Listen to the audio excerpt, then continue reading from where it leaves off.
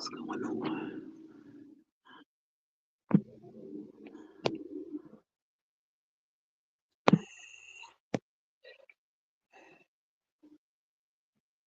There you go. Okay.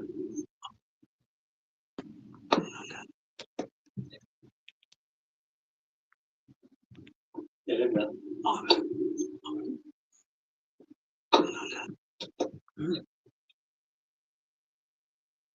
Are they Rafisa?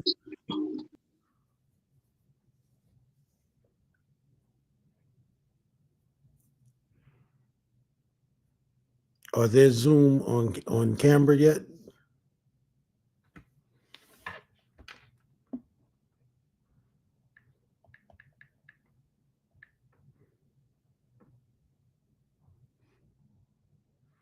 Okay, great.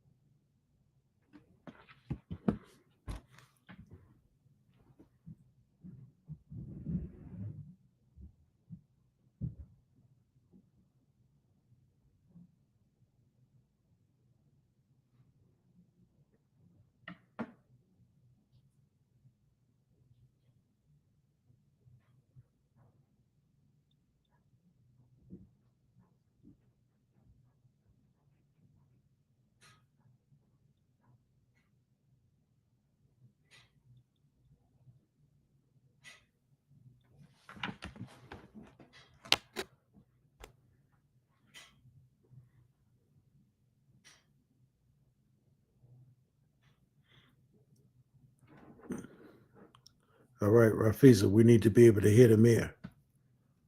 We want you to do as much as we can to be a part of history in the making in this state.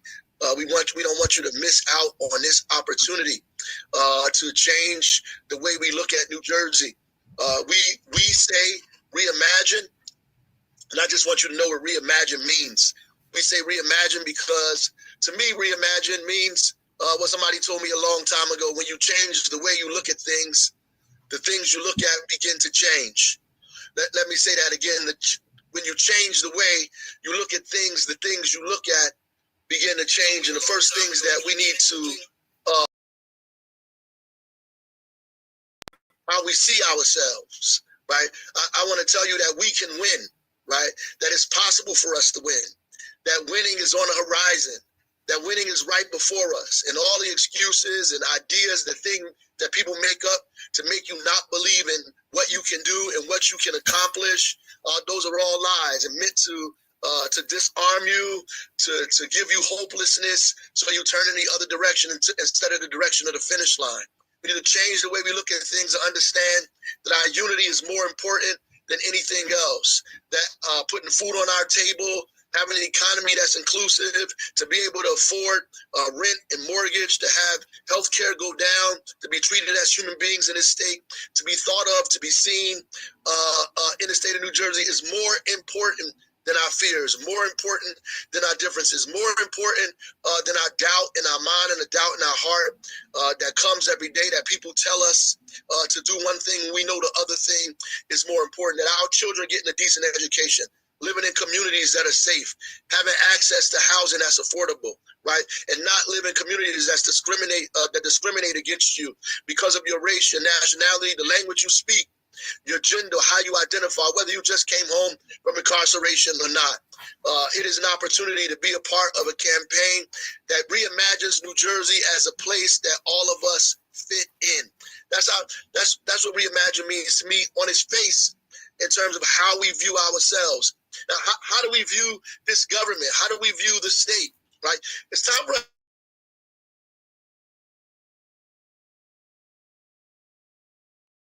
right? That all of us live here, right?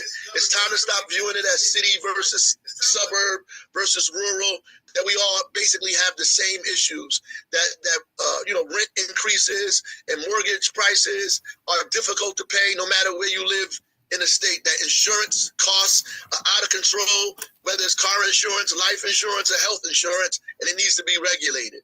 That healthcare cost is the biggest cost that we pay, and is driving us into bankruptcy in our communities, that our children have no place to live, so they're hanging out in our attics and in our basements and our living rooms, trying to find a place to live because it's just too damn expensive to live in the state of New Jersey. No matter where you are, this is happening.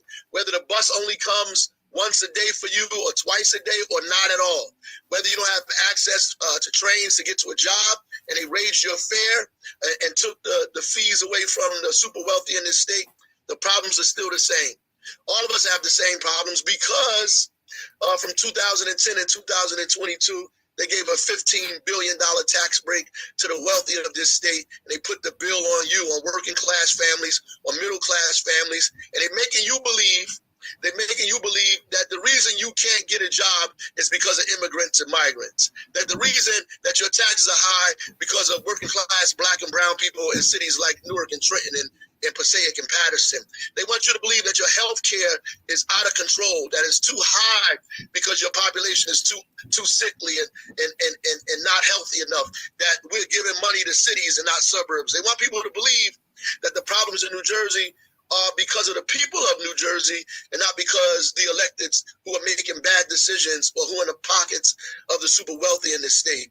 And so they do that to keep us apart from one another, which is why we're building this campaign here in the state of New Jersey, that we need all of you guys to be engaged and involved in.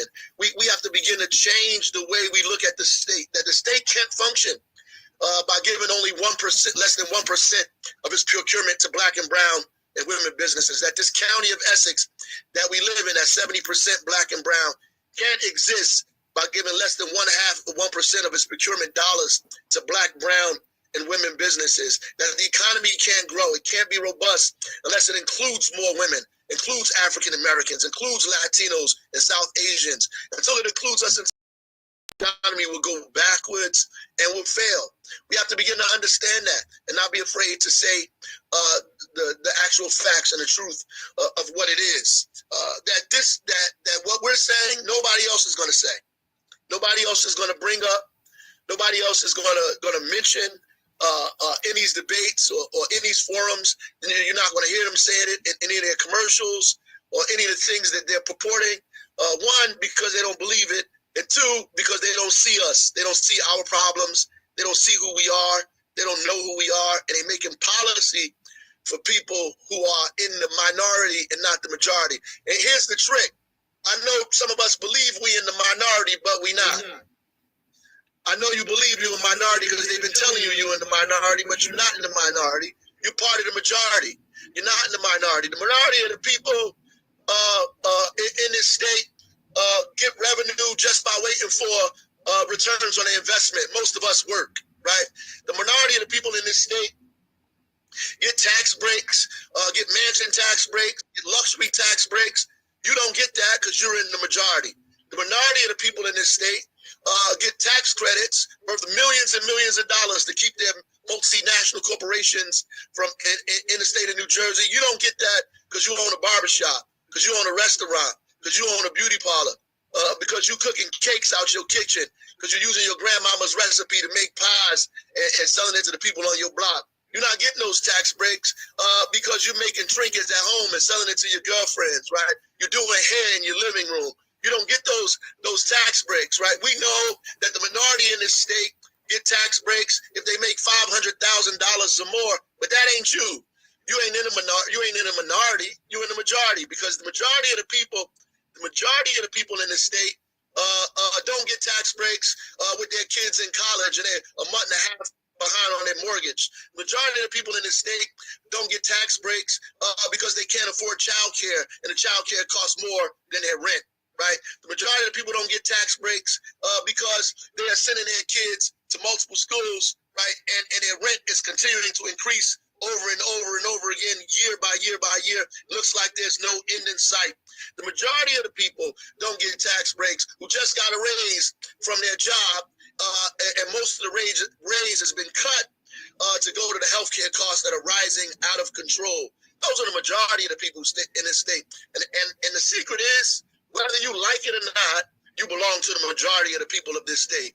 You don't belong to the minority. You belong to the majority. I don't care if you're black or brown or poor or South Asian, you're part of the majority. The majority of the families in this state are struggling to make a living in New Jersey. That is the majority. So stop trying to put yourself in or marginalize yourself by saying you're in the minority. You are the majority. You're the absolute majority. In fact, soon New Jersey will be a majority state, meaning most people in New Jersey will identify as mixed race, mixed nationality. Kill this majority thing. We're not a part minority thing. We're not a part of the minority. We are in the majority. And we begin to think that way. We empower ourselves, right? We empower ourselves.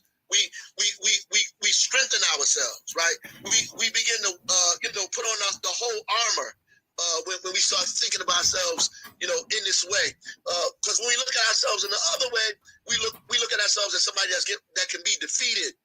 That's why people always ask me questions about what's my pathway. They don't ask anybody else their pathway. They always ask me, how can we win? They don't ask anybody else, how can they win?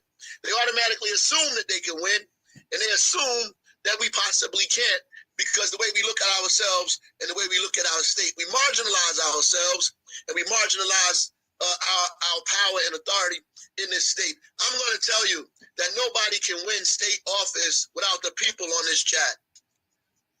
Nobody can win office without the people on this chat. If they don't have the people on this chat, they can't win office. So what they have to do is trick you into believing that you can't win. So if you feel like you can't win, then you feel like you have no other choice but to support people who don't even see you. And you expect them to solve problems that they don't even know exist. You expect them to think about your issues every single day when they don't know what your issues are. They're sitting in rooms getting talking points from individuals because they never met you. Matter of fact, they don't have the decency to have a conversation with you. They're just going to go up on CNN and MSNBC and hope the party gives them the line, and they're going to march themselves around the state of New Jersey like they did something, and they only been in office for 2 or 3 years. That's a problem. If I was in office for 2 years or 3 years, I wouldn't even be considered as a candidate for the governor of this state of New Jersey. If we did the things that they did, which is absolutely minute and marginal, we would not even be considered to be a candidate for the governor of the state of New Jersey. I feel blessed. I'm blessed. This little black boy from Avon Avenue and 14th Street, Clinton Avenue and 10th at my mama's house. If you would have told me 20 years ago that I would be in Tom's River talking to people that don't look like me about being the governor of the state of New Jersey and have them listen, that I would be in Montville talking to our Arab brothers and sisters, or if I would be in Salem City down in the southern part of New Jersey, right, that I would be in Lawnside or somewhere in Woodbury, New Jersey. Like if I would be in these places, if you told me that 20 years ago, I would have thought you was crazy. But God is good, right? So I'm just doing my assignment. I feel good about this assignment because we're moving up and down. And while people are playing way up high, we come into people's houses. We go into the barbershops, the beauty parlors, the bars, the pool halls. We come into your living room, your backyard, whatever it is you have, the child's birthday party, the sweet 16, whatever it is, we coming, right? And we need you a part of that group. We need you to be on the precipice of history with the rest of us. The opportunity to make something incredible and fantastic and incredibly creative happen in this state of New Jersey. We can do it, right? There's an old, a story that I heard that I talked about at Mildred Crump's, Mama Crump's funeral about, our good buddy David and him fighting Goliath, right? And one of my frat brothers told me, he extended the story a little bit and told me, and it meant so much to me. He said, there's a reason why David only fought with a rock and a slingshot. That most of us praise the rock and a slingshot. He became excellent at the rock and a slingshot. He became very proficient at using a rock and a slingshot. That in fact, the hunters and farmers of that time in Israel used rocks and slingshots. And they used rocks and slingshots, not just because it was their favorite weapon, but because they didn't have access to iron.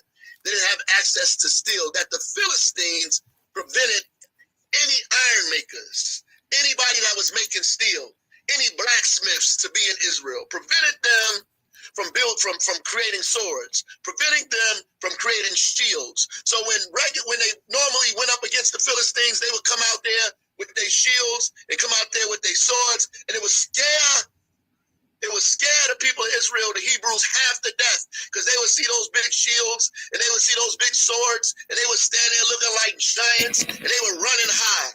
They would run and get scared. They would turn around. They would convince themselves that they couldn't win because all they got was weapons made of sticks and stones. So they would run and not want to fight, but not David, right? David knows the God that I know. David knew that he could win with whatever was in his hand, that whatever he put in his hand could be magnified, that in fact, if he just used what he had, that he could take down giants. And we know that part of the story, but the part of the story that's really, really, really intriguing to me is the fact that all of the resources they kept from the Hebrews, all of the resources, all of the opportunity, all of the things that they needed to win the war, they kept from them. And it sounds very familiar that we're in a statewide campaign and people feel like we're not going to have the resources, so we shouldn't fight. People feel like we're not going to have armor and steel and shields and swords, so we shouldn't get in the battle. That we're not going to have the things that the party is going to have or other people are going to have. But I'm going to tell you this, we're going to have the people. We're going to have folks in the barbershops. We're going to have folks on people's doorsteps. We're going to have folks in people's living rooms. We're going to have folks all up and down the state. You know, the people they don't poll. Because when the polls come out, hell, the people they do poll, we still doing good in the polls of the people they poll. But you know, like I know, that they ain't poll your cousin Ricky. They didn't poll your Uncle Raheem. They ain't poll Mustafa or Juan. They ain't poll those guys, because if they called them, they hanging the damn phone up. They ain't poll them. They ain't talking to them. They ain't calling them. They not polling the people in the barbershop. They ain't polling people at the local bodega you go to or the supermarket you got to shop at. They're not polling the people at the club you hang out at. They're not polling your beauty parlor or your hairdresser, the lady that do your nails. They ain't polling none of those people. And they certainly ain't polling your girlfriends. When was the last time you ever got a damn poll, by the way? So they not polling, and they make you believe what these polls say. I'm confident because I know the people they don't know. I know the people they don't talk to. I know the people they ain't calling. I know the people that know they can't trust those folks. So when they see any number on their phone that looks strange, they ain't answering it. Or if somebody get on the phone and sound like, hey, I'm from such and such campaign, they hanging the phone up quick. They don't know who it is or what it may be. They going away from them. Those are the people that we're going to line up on the voting day, at election day. We're going to line them up around the corner. They ain't even going to expect them people to come out to vote. They don't know who they are, and they don't know how to go get them. We know how to get those people. We know where they at. We know where they eat. We know where they hang out. We know where they gossip at. We know what church they go to, the masjid they hang around. We know the corner store they're in front of. We know these people, and we know their sisters and brothers and aunties and uncles, and we're going to go get them. We're not going to pull a mistake that the party made around Kamala Harris. When we walk out our house to go vote, we're going to wake our sons up and make them go vote too. When you walk out your house to go vote, ma'am, you get your husband out that bed and you make him get out and go vote too. We're not going to make those mistakes that they made. And we're not chasing people who are not going to vote for us. We're going to go get our family, people who we know are going to pull a ballot for us. I wouldn't be in this if I didn't think we can win. I know we can. I wouldn't be doing this thing if I didn't think we got an opportunity. I know we have an opportunity. I wouldn't be doing it if I thought this was a training exercise or some exhibition, or I'm trying to get favor from somebody. I don't need your favor because I already got favor, right? I'm not looking for no rewards or no job or no opportunity I don't want to be the damn lieutenant governor. I don't want to be none of those things. They called the play. The shot is open. We running around the pit at the top of the line. We catching the ball and we taking a shot. That's simply what it is. We taking a shot. It's all or nothing. That's what we doing. We doing that. It's all or nothing, all the way to the end. And I need you guys to be in this with us all the way to the end. They hoping that you lose faith, that you lose heart, that you come to your senses and say, these people are bigger than us, because they are. These people are stronger than us because they got more money. These people are, they have access, more access than we do. This is a path we shouldn't take. This is too heavy for us, too big for us, out of our reach. I'm telling you this, let us just take care of the possible and God will take care of the impossible. Let us take care of what we can see and let him take care of the unseen. Let us take care of the material and he'll take care of the immaterial. Let's just take one step and let him take two. Let's get out here and fight as much as we can, as hard as we can, as quick as we can, and let's see the outcome of our fight. I tell you this, if we do nothing, the outcome is always going to be the same. Nothing. Nothing. We got a bunch of good Democrats running, and I'm going to stop on this. We got a bunch of good Democrats running. You can close your eyes and pick one of them, and you'll be picking the same person. Good Democrats. But we don't need no good Democrats. We need courageous ones. We need Democrats with heart, with compassion, with activity and creativity that can make things happen, that have experience of running things, of getting things done and accomplished. They're not afraid of their own shadow, that can say what they mean and mean what they say. They're not afraid to lean on their values, that believe in democracy for real. That's a Democrat because they believe in democratic values. People that think that the economy won't work unless all of us are in it, right? That are going to work hard so black people can eat, so Latinos can eat, so South Asians can eat, so women can be can eat, and they can choose whatever healthcare they want to have. That Democrats who believe in democratic values. This is exactly the reason why I'm running and why we stand out from the rest of these candidates who are on this campaign tour with me. Not one of them has run a city like Newark.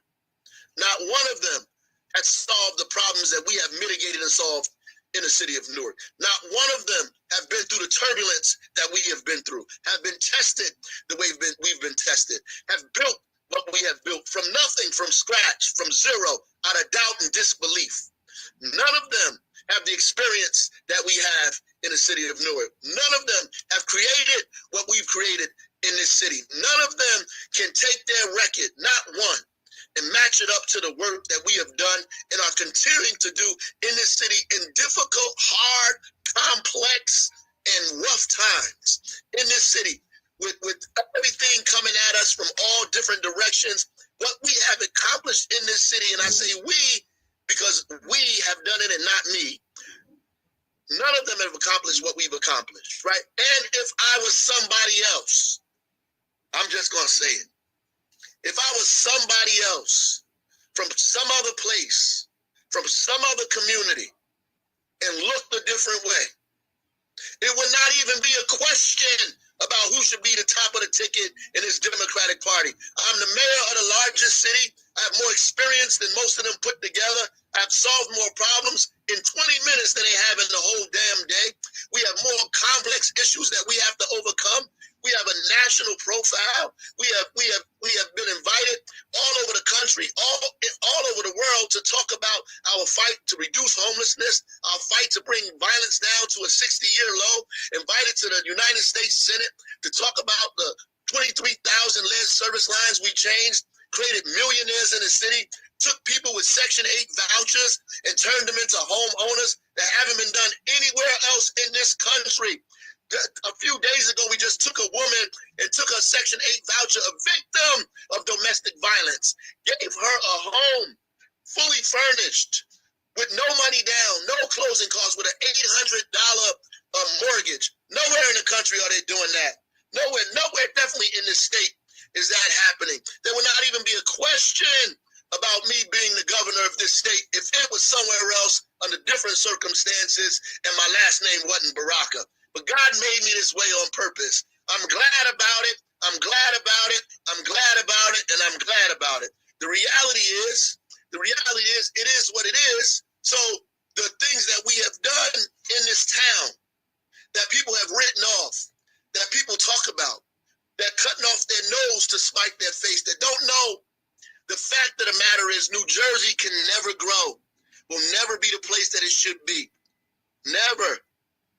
Until we do something about investing money in places like Newark, like Camden, like Trenton, like Paterson, right? Until we grow the economy from the middle out, until we take care of farmers and we take care of middle-class families and working-class families in this state. That's the reality of all nationalities, And that's what we're going to do. So I'm giving you an opportunity now. I know I talked too long.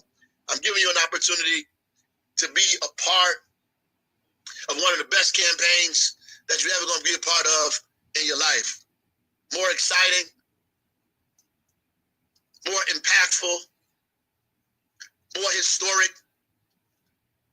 and it's going to be a lot of fun. I invite you. This weekend, I'm going to be in Orange and East Orange, knocking on doors, going to barbershops and beauty parlors. I'm hanging out all day long. I'm going to be in Orange and East Orange all day long. That's where I'm going to be. I invite you to find out how to get there, find out how to knock on doors with me, find out how to go to a couple of barbershops and beauty parlors and nail salons with me. I invite you to be a part of where I'm going to be this weekend. Come be a part. Come hang out with us, right? And as this goes on, there are campaign coordinators in every county, in multiple cities. I know you believe that we're only in Newark. You'd be wrong. Those are for the people that are taking notes for other people. I know you think that we just hanging out in Essex County. You'd be wrong. That we're actually in multiple counties all at once. I know you believe that our reach is only as far as East Orange, but you'd be wrong. That we got people all the way down in Lawnside. We got a group of great folks in Lawnside. We got people in Collingswood all the way down in Camden County. I got a crew of people in Gloucester. We got crew in Warren as well, in Union, in Passaic. Spent a lot of time in Passaic. My Latino brothers and sisters in Passaic are ready to rock and roll. My Muslim brothers and sisters, our Arab brothers up in Bergen County, they ready. We ready. Join us. Be a part of something that's growing, and going to keep growing. And it's best to get on it on the ground while we still building it, while still room on the train. Come hang out with us, have fun, and make history at the same time. God bless y'all. Thank you for getting on this call. Okay, so if you haven't already gotten off and you have your pen and paper, I have some important information to share. So as you heard, Mayor Baraka has been throughout the state sharing what Reimagining New Jersey looks like to him. He's been in every county and plans to continue visiting every county. If you are interested in volunteering and want to join the team, please visit the website www.rasforgovernor.com. So that's the number 4. www.rasforgovernor.com and click on Get Involved. We need volunteers in every county. If it's easier, please email your contact information to us at rasforgovernor@gmail.com. So there's 2 ways to join the team. You can go to rasforgovernor.com, click on Get Involved, or you can simply email your contact information to rasforgovernor@gmail.com. Also, save the date. As Mayor Baraka just stated, we plan to have these meetings bi-weekly. As of now, the next meeting would actually be the 3rd of January, but just save that date. It's not set in stone. Stay tuned. We'll keep you posted. Also, they will most likely be on Fridays at 6 p.m. If you have any questions, concerns, issues, compliments, anything you want to share related, just email that email address, and I'll keep on repeating it, rasforgovernor@gmail.com. And if it's necessary, you can also call and leave a message at 862-772-9090. Someone just put in the chat a QR code. So if it's easier also for you to scan the QR code, if you're interested in volunteering, please do that. So there's several ways that you can join the team. You can scan the QR code, you can go on the website, and you can also email. So as we also heard to future Governor Baraka, reimagining means to change the way you look at things, and the things that you look at begin to change. So reimagining New Jersey starts with you joining the movement. Let's reimagine New Jersey, ensuring that we live in a state that is truly inclusive, because we are the majority. It's all or nothing, y'all. Let's get out here. Let's fight, because we stand a chance. We deserve a chance. So again, thank you so much for joining. Stay tuned for information regarding the next meeting. I hope to see everybody on. Please invite others. Have a great weekend and happy holidays to you each. That's all I have.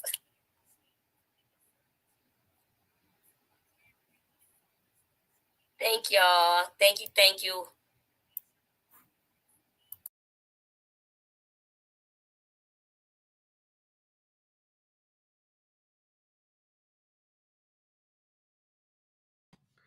Well, Zaid, I think that's it, brother.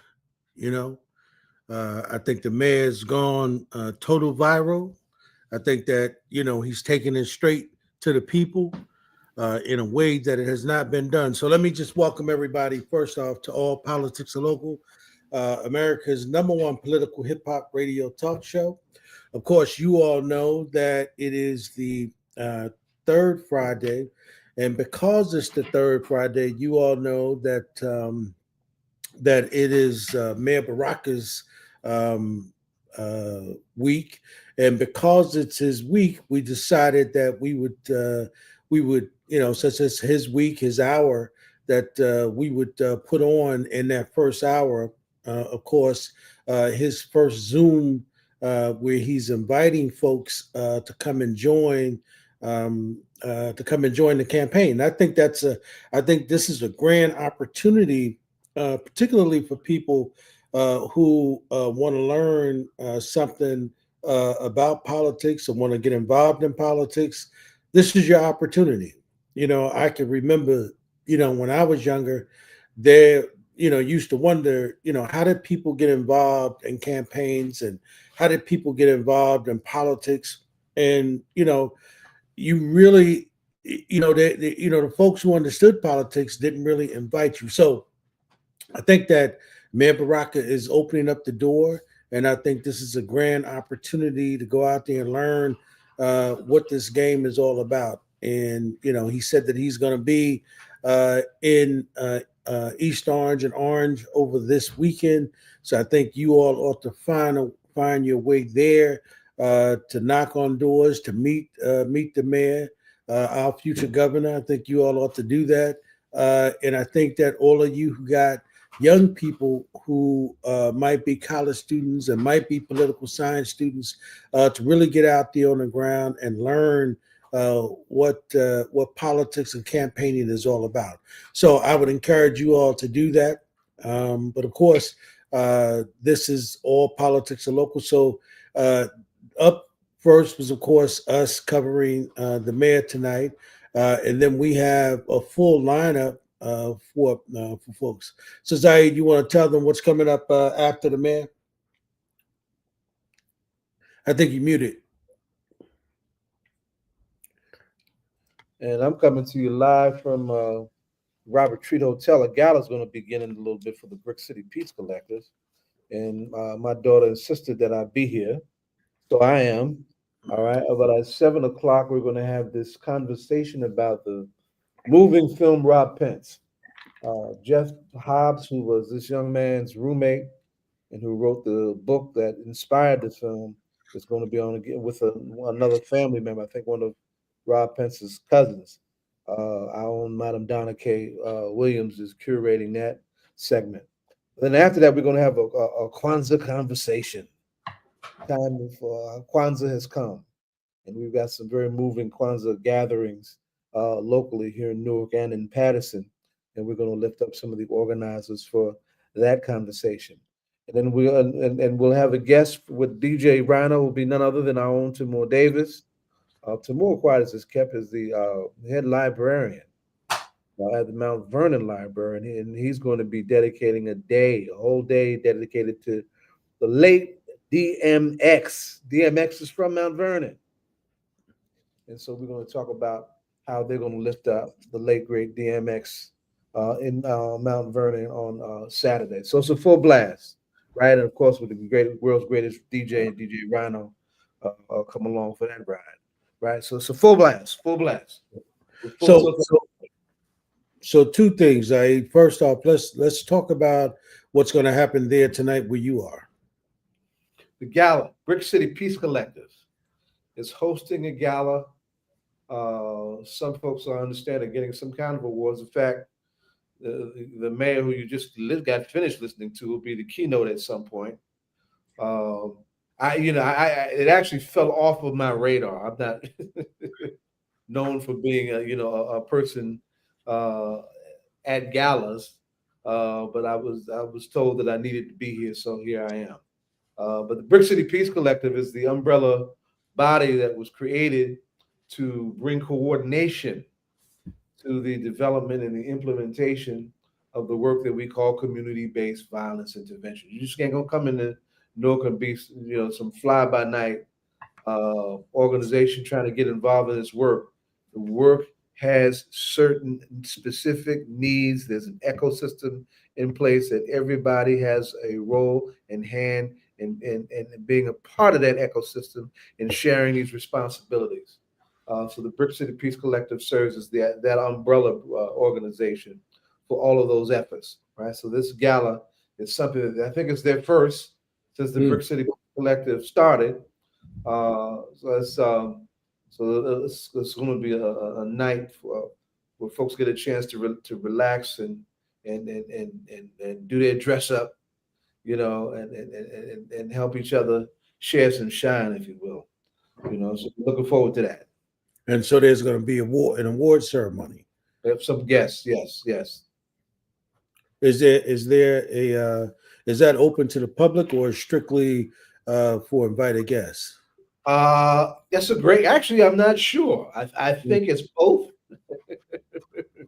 I think it's both. Like I got roped into it at the last minute. It wasn't on my immediate radar until my daughter called me and said, "You got to be." I said, "Okay, all right." Right. I think it's some of both, but it's all those players, all those folks who we got in the street trying to do this work, all those folks who are not in the street supporting the work in the street, right. And all those folks who support it, Yeah, I think this is important. I wish we had known a little bit more about it. We'd have been able to invite the folks who want to talk about it. Absolutely. And particularly if it is their first one, right? Mm-hmm. We would, would have probably been great if we had known about it to be able to see if there was an opportunity to broadcast perhaps something from there, as it relates to that, because, the mayor just alluded to, he said that, he was talking about, how he had, reduced violence in the city of Newark. And obviously, when you talk about the peace collectives, Brick City Peace Collectives, you can't get to the Brick City Peace Collectives unless you first use the bridge called the NAVC, the Newark Anti-Violence Coalition, right? So those bridges that created all of these other organizations, we do them a disservice if we don't talk about that, and particularly, when you talk about the person you refer to as your daughter, when you talk about, where does she get her education? in the streets with that violence and and the Newark Anti-Violence Coalition. All of those are important, right? When you get to where that is. So I think that, I didn't want to fly by that, right? So I think that, Thank you for that. they're right to make sure they put that on your radar because of all of the work that was done in those streets. Yes, sir. And that's going to be, I think, a major part of the mayor's campaign, You right? better believe it. Yeah, because all of the cities, as you know, Zaid, is suffering the same. All the cities are suffering what the city was suffering before the mayor organized all of these organizations and then took a proactive approach by going directly to the street and, as you know, inviting some of those people who were the problem to be the solution drivers, right? And not only did he do it in that way, I mean, he took part of the police budget here in the city of Newark and actually began to pay these folks as though it was a real job. 5%. Yeah. 5%. Now, I'm gonna tell you, what we've got done with 5% is amazing, and we're still, a lot of that work that's really small change, right, in the big picture, the big scope of things. But what we were able to do with just 5% is an incredible story that is still underappreciated, even though it's being told as it has developed, right? But the fact that how so little was done from such a big purse. And I'm gonna tell you something. This might sound crazy coming from somebody like me, but social scientists say that a city like Newark, or the size of the city of Newark, actually has a police department that is undersized. The police department was wild as hell before we put some checks and balances on their behinds through this consent decree. But it's not the biggest police department for a city this size, and yet, from both vantage points, right? Look at what we got done. It's an incredible story. It's an incredible story that merits greater investment. That's where I'm going with the point. Mm-hmm. And Zaid, I might add to that, and I said this directly to the mayor. Part of that is when you talk about the police, how they were out of control. A lot of that was prior to the mayor becoming the mayor. Better believe it. That's right. And I said to him that's why one of the advantages we had, not only with him taking the approach that he took, but if the police got out of hand, we knew that we had a direct advocate that we could go to, right? And who wouldn't necessarily just automatically take the police department's right side of the story. He would investigate it all to see, well, not only who was right or wrong, but how did it happen? Right? We saw that, and we saw that just happen with the young brother, right? Where they were running up on, and he was out there trying to be a peacemaker. That's right. You're talking about Shadi Dukes and what happened to him. Exactly. That's right. That's right. And had not the mayor been the mayor, they'd probably be in the process of still trying to prosecute their brother. You got that right. Absolutely right. It makes a difference. And so I think that speaks to the importance, right, in my mind, of the peace collectives, right? And all of those organizations. But it speaks to, in my mind, thank God we got the mayor we got. We could be in a very different space. Yeah, because Shadi could have easily said, "Look, man, this whole thing you talk about, man, ain't working, right?" Shadi could have become a Najee Seabrooks, who we lost in Paterson. The Paterson doesn't have a Ras Baraka, right? Not even close. In fact. And that's the conversation we need to really have at some point, sooner than later. But it's related to your points that you're making, Ed, is that, the Attorney General took over the Paterson Police, New Jersey Attorney General, right? as we were calling for a federal investigation of the Paterson police, similar to what we have here in Newark. But not just the Paterson police. You know, the mayor is not at all. Their mayor is not at all. Couldn't wash Mayor Baraka's socks. He is he's just really not a good dude at all. I'm gonna say it plainly as far as I'm concerned. And you know, the court, there was a lawsuit that they ran against the New Jersey Attorney General for coming in and trying to check them, that rule in the city of Paterson's favor, which is going to lead to a step backwards in that town. And I'm not at all here to laud and lift up the New Jersey Attorney General, because I think his track record on police accountability is leaves a lot to be desired. But the fact that he was checked on having that exclusive power is a setback for whatever good some wanted done with their presence in a very racist and corrupt town that is Paterson police. So we could definitely be in a very different position. So yeah, we are proud of who we got, what we got, and how we got it, and we got to figure out how we're gonna keep it for a while too. Right. Yeah. So that's why I think that in and of itself, Zaid, I think that is that event and the organizations and the formation of it is important. And I think that the mayor telling his story in the way he just laid it out a moment ago, that if his name was something else, if his complexion was different, right, and he's absolutely right that he would be the leading candidate, right, running for governor. He should have, absolutely, yeah. Should've. So you begin, and then he talks about his experience, right? He talks about, he's one of the longest running elected officials in the campaign, right? And then when he's breaking down that whole concept of minority, trying to get people to stop thinking of themselves that way, that you are not a minority in the state, right? You are so powerless, independent, yes, right. So he said a lot of stuff, and I think that we've got to break that down so that folks are clear and begin to understand that when we're talking about that, people have always said that we can't win, right? And so what happens is they stop us before we even get started, right?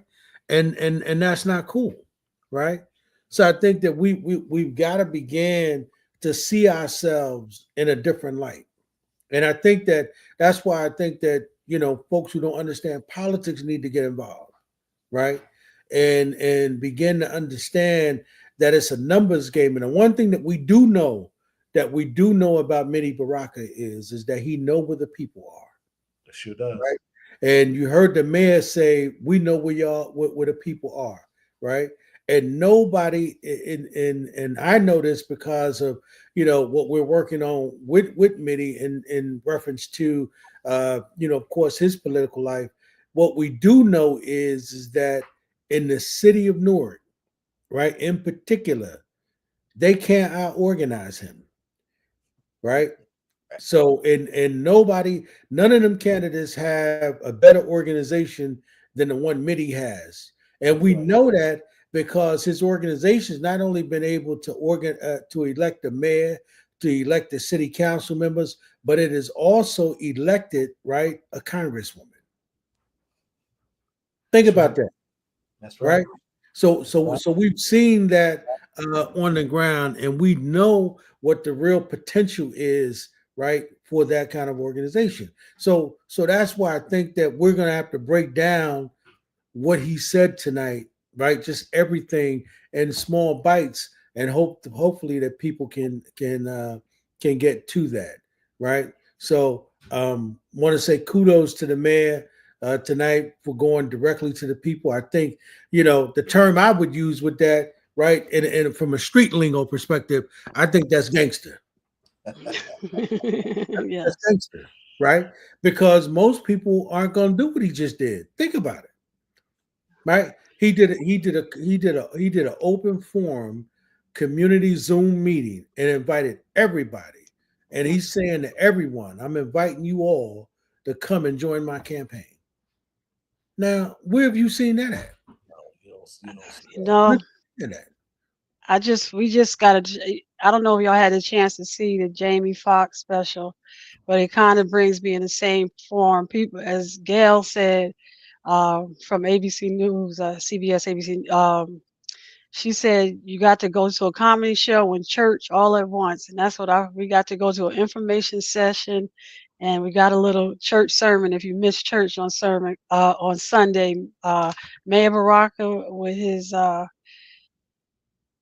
they using a slingshot, and we didn't have any iron. I was like, come on, now you're gonna stop Mayor Baraka. We needed at least whenever you would go into a room where he is talking, educating, informing the community, you always walk away with takeaways. And like you said, break it apart. The Yeah. lead pipes, that's federal legislation now. And if that thought, and people need to understand, and it's fine, and that's what we should do. The will, we don't have to reinvent the wheel, but for Biden administration to take legislation that Mayor Baraka did right here in the city of Newark, and now it's at the federal level, and now they're doing it in all states, that if the lead pipes, and I think the expectation that Biden put in is within the next 10 years, and it Right. won't be. And I know when I was a council person, a constituent came before me, and that's why you continually hear me talk about it, because I did not have the solution other than the solution that was in place. But of course, Mayor Baraka went and recreated the toolbox, and he widened the toolbox, and now we all have a better solution in terms of the lead pipes. But he did answer some questions that I would have probably, if I had a one-on-one, would have asked him, that I don't need to ask now. And he'll be right here in the city of Orange and East Orange. And if you like you said, if you want to help, and meet people. If you want to help and you don't think that you can do what you think they need, call and ask, how can I help? Because some of us can really pick up the phone and have a good conversation with our people in the phone book, with our own personal phone books, to the list that they will give you to make calls. Meet people right where they are, as well as for the May Baraka team. If you want to be a part of that, formally, in terms of working for the campaign, ask, how can you help? Because you will be surprised how you can help. And something as daunting as working, at the level of being in the front is not for everybody, but we need some people in the background making phone calls and doing things like that. So make sure before you dismiss, as a labor leader, we're always taught not to negotiate against ourselves. So ask the question and hear the answer and get involved, because he's doing, although he's not even sitting in the president's seat, I know at least two pieces of legislation that he did in Newark. Biden took it on, and now it's part of the Biden administration. And I know that was the lead pipe, and I believe the police nonviolent, what Keisha Uri is working on, um, her program, the violence program, so nonviolent program. So just don't dismiss people, and don't even dismiss yourself. Get involved, and I know for me, Mayor Baraka would be an outstanding governor, and we would love to see him take our state to the next level. Yeah, absolutely. But Don, I think that what you say is important. I think that what folks ought not miss, though, in what he said tonight, and I think that this needs to be taken really, because I can remember when I was an undergrad studying political science, and in everything for the most part was basically all theory, right? What Baraka just did was he offered you the practice of it, right? Law school was the same thing for me. It was all theory. It was not practice. You got to go into a courtroom. You got to hang out with prosecutors. You got to hang out with defense attorneys, right? You got to learn this game. Baraka, what he just did was he said, you know what? I'm not asking you if you have a degree. to come in here and practice law. No, I'm not asking you if you have a political science degree. I'm saying come join me. Come join this campaign, right? And there's no better way to learn it than on the ground, right? What makes Midi Baraka is that It's a they're grower. exactly On the ground. it's on the ground. That's what makes him who he is. That's the difference. You want to stay at home and play with this? Okay, do that. That's your campaign. But you know what's going to happen? Those people who go knock on people's doors, sit in people's living rooms, and have those conversations. Those are the people that are going to get those people, their family members, their friends to the polls to vote for the next governor of the state of New Jersey. Why? Because they had an opportunity to see this man, talk to this man, feel this man, shake this man's hand. He came in their neighborhood, and not only was he talking that talk, he was walking that walk. And they walk. That's the difference, right? And you know, as me and John put together Midi Baraka's autobiography, let me tell you something. The things I've learned, right, and how you know he's able to be the kingmaker that he is exactly what the mayor just said. Come meet me in the street. He didn't say come meet me at City Hall. He said come meet me in the street. That's the difference. Yes, he did. He said, "Come to the 24 bus stop. I'll bring it right to the at Well, Oakwood yeah. and Central Avenue, or if you're East Orange, we'll be there. Come, we're gonna be. I'm coming. Yeah, I'm coming where you are. that's Right? right. I'm coming That's where you exactly. are. Come meet me. Right now, if that ain't gangster, I don't know what is. And Right? and I don't even know if you. That's why I said we don't have phone books like our mothers used to have. But I don't know if you know, my mom went home to be with the Lord in 2020. But one of the most important things that my mother had was her phone book because it had contacts from I know we do it on the phone, but it was almost a document that you couldn't have. But the first thing we learned to do is talk to the people who you talk to every day, and then Right. you work with the list. So I wanted to make that clear. But don't walk past people in your house and they're not going to vote. Say, come on, let's go vote together. I Yep. know when I was leaving the poll and going back and going home, there was a car parked in front of my place where I live at, and the whole family, the husband, the wife, and children were going to vote. And even the children who were not at age were going. And it was beautiful because they were teaching them what you're going to do when you can do this on your own. But you have to get out and vote, and you have to be part of the process. And it never stopped. There's an election season, there's a working season, there's a campaign season. So it keeps going on and on. So we have to show up at council meetings once we elect him, or state meetings when the governor or the legislators are passing legislation, and especially legislation that directly impacts you, and there's something missing or you can add to it. Call up your local leaders, your state and county leaders, and engage them. Say, hey, I hear this is going on. I know he talked a little bit about the uh, prisoners, people behind the wall that are incarcerated. And the legislation for people on parole and probation is is new to New Jersey. Within my legislative career, when I first started in 2008 as an elected official, you could not, if you were on parole or probation, you could not vote. When I did my last third term, they people behind that are on parole and probation had the right to vote, and that was through persons behind the wall making contact with their family at home. Well, how do we do this? What they're doing in this state, and let's be clear, there's two states right on the I-95. I believe it's Vermont and Maine, where people that are behind the wall are voting as well. So no, in those two states, not only are people on parole and probation voting, the people that are incarcerated behind a wall, they take those voting booths into those prisons and they let them vote. So, and that's a community who understands that no matter where they may be housed at their time, their thoughts matter. And Yep. that's like Mayor Baraka said, he sees you. He hears you, and Yeah. that's really important. Yeah, we're definitely gonna break that down a little bit more, as we move forward, either tonight or or next week.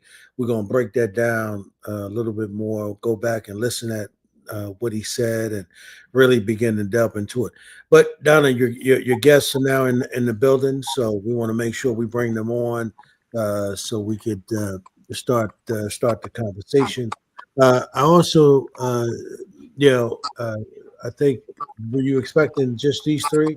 Or No, Dante wants to stay in the background. He's helping. He's the support for Sharita, Syreeta. I'm sorry, It's Syreeta, okay. and Jeff. So or if he wants to stay, you want to stay on the panel, Dante? You want to stay live? I'll stay Or live. okay, and Dante as well. So if you have not heard it, I should almost let you introduce this because when I said the movie that's on Netflix about Rob Peace, he was like, "Oh my gosh, Ed, you were like that movie? Yes, we got to talk about that." Mhm. So this time we're gonna. Hi Jeff, I seen you when you Hi. first finished the book, and now I see you've completed your next task. I'm not to say the task, the next task you doing the movie. So I have to see what your next thoughts are, where we go from here, so to speak. But we will be talking about the Rob piece, Rob Deshawn piece. The book started. Jeff is the author of the book that is now the Netflix movie. Time is short, so I'm going to let Dante. Do you want Jeff to open, or Jeff, do you want Dante to open? And Syreeta is Sean's family member as well. So how do we want to do it? Okay, Jeff, you're going to talk about how we go from a book to a Netflix. And if you're not speaking, please keep your mics on mute. Thank you, Jeff. Okay, yeah, I can just speak a little bit about how the book about Rob came to be, and we can go from there, I suppose. Yes.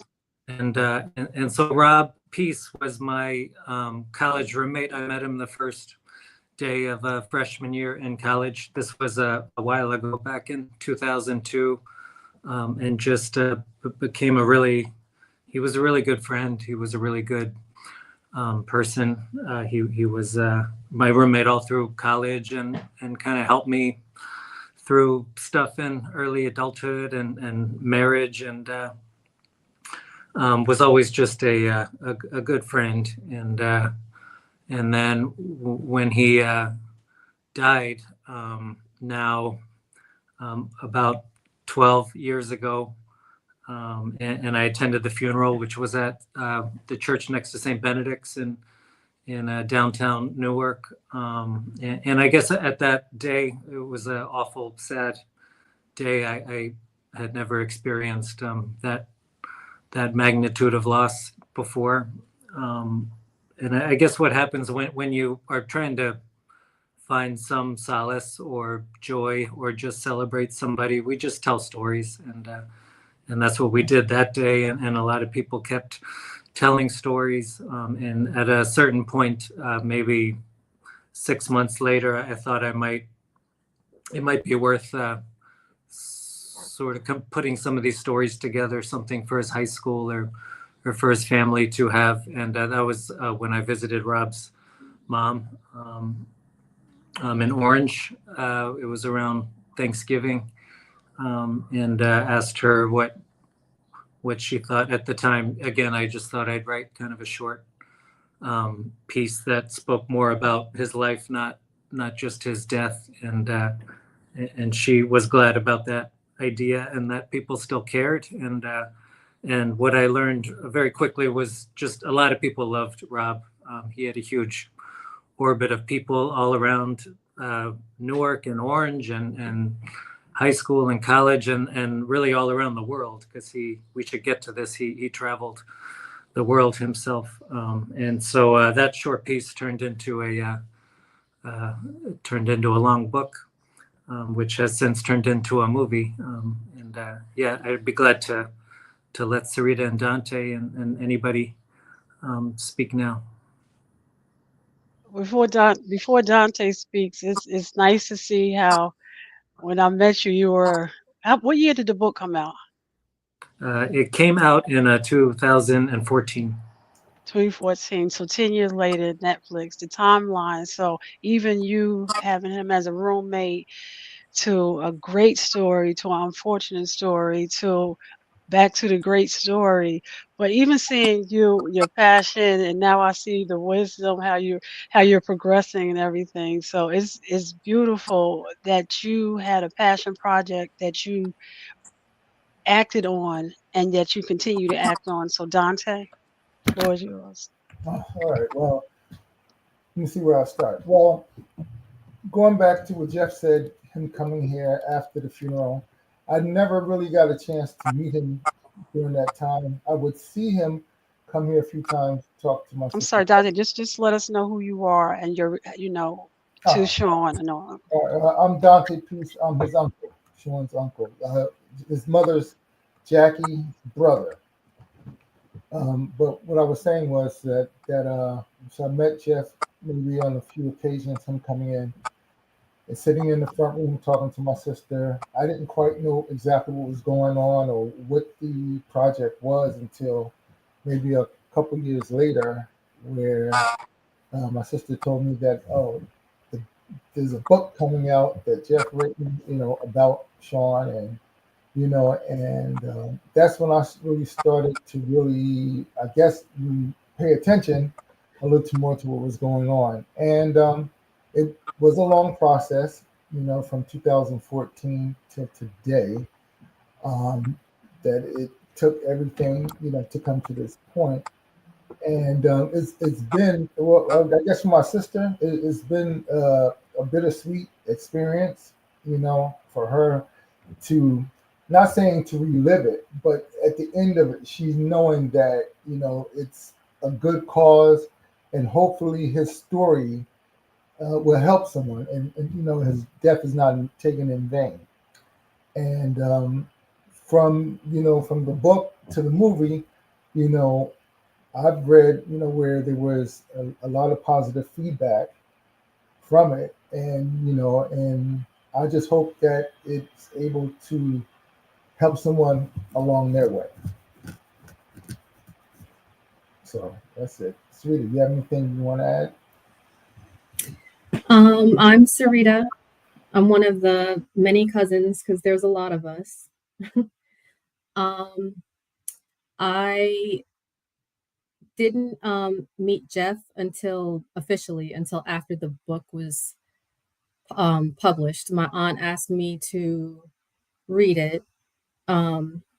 She couldn't bring herself to do it, and she wasn't sure if there would be any negative feedback from people because of how negative everything was when he first died and when he first was taken from us, because it was really bad. It was very painful. But after reading the book, and I was very hesitant to read it because I know how it ends, so I knew it was going to be hard. But I felt that Jeff did a really beautiful job telling his story. He did he put a lot of work into it, went to a lot of places in Jersey that a lot of people probably wouldn't have went to interview people. And he got the heart of Sean in the book, so much so that Chiwetel wanted to make a movie out of it. And the responses that I've seen from a lot of people, not just from the book, but from the movie, it's overwhelming, and it feels good. And I know a lot of families don't get the opportunity to have this after a loved one was murdered. So I feel like it's truly a blessing, and I'm grateful. And I know I'm Jeff. I know I can't thank you enough, because what we have to understand, we talk about grieving on the show. We've done several segments on grieving and dealing with it. Grieving is hard, and Jeff stepped into do something that it was very painful to do, and every step that you continue to do continues to show that you're still vulnerable now. So he became your voice at a time that you couldn't speak. It's hard, and even for the community, we're a very tight community, and there are generations. You know, Dante, me and your sister, Sonia, are the, Tuesday is my older brother, so there's different people at different generations that there was a connection. It's important, and I know, Ed, you said watch the movie as soon as it came out. You purchased it, you said, before it was released on Netflix, and you watched it, it impacted you. So let's go to you first. Ed, are you there? Ed stepped out. Oh, he stepped out. Zaid, did you have any questions? Well, I did. I'm gonna tell you something. One of the things, and I want to appreciate everybody's involvement. And Jeff, you told a story that one needed to be told, and not just for the family, but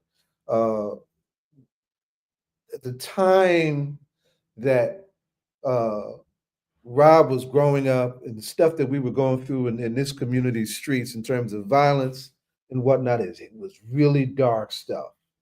And it's taken us decades to come out of this darkness, right, around this violence. And there are a lot of stories like this. Let me tell you, I'm gonna be very personal with this. Today is a milestone in my own life. I saw that movie. I just saw the movie last night. It finally got into my film feed where I stay, and I got to just see it just last night. I said, "Damn, that could have been me." And I mean that in the sense that this 47 years ago, Friday before Christmas, I was in a drug transaction where I happened to steal an autobiography of Malcolm X. Right? That night, someone got shot. The shooters were looking for me. To this day, I don't know who they were, but the shooters were looking for me. We had the same last name, and I just left that area when the shooting took place. Right? So, and we have a lot of stories like that. I'm here now. I'm getting ready to go downstairs when I leave y'all to a sea of young men and women and not so young men and women, right, who come from these harmed, complex, strife-ridden places. Well, thankfully, some of us have survived and healed enough to come back from all of the trauma and pain that we've been involved in to now become peacemakers that were important in the transforming of our landscape. This young brother, and I'm calling him young because he's younger than me, right? And we lost him very much in his prime, but in his conflict, he was the integrity of him having some, trying to fight through the cards that he was playing, sharing, still trying to figure out how to do that to redo our community, right? And underneath that are some other stories that we need to really talk about too, and that is the discrimination that leaves us so susceptible to this harm. Someone of his caliber, and just that pool of friends that y'all had, right, that wanted to reinvest in their own community. Why is it that the stakes are so high and so hostile to people who want to do that? That should have been an idea that should have bore fruit. But because of the exploitation and the racism, I'm gonna make it plain, right? That led to something else. It didn't bear the fruit that it should have.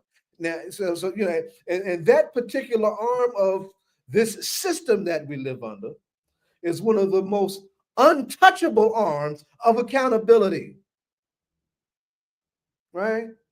The real estate, insurance, banking, get away with all kinds of exploitive behavior, and that bubble that busted in that community. Also, the banks, all that mortgage, those harmful mortgage lending schemes.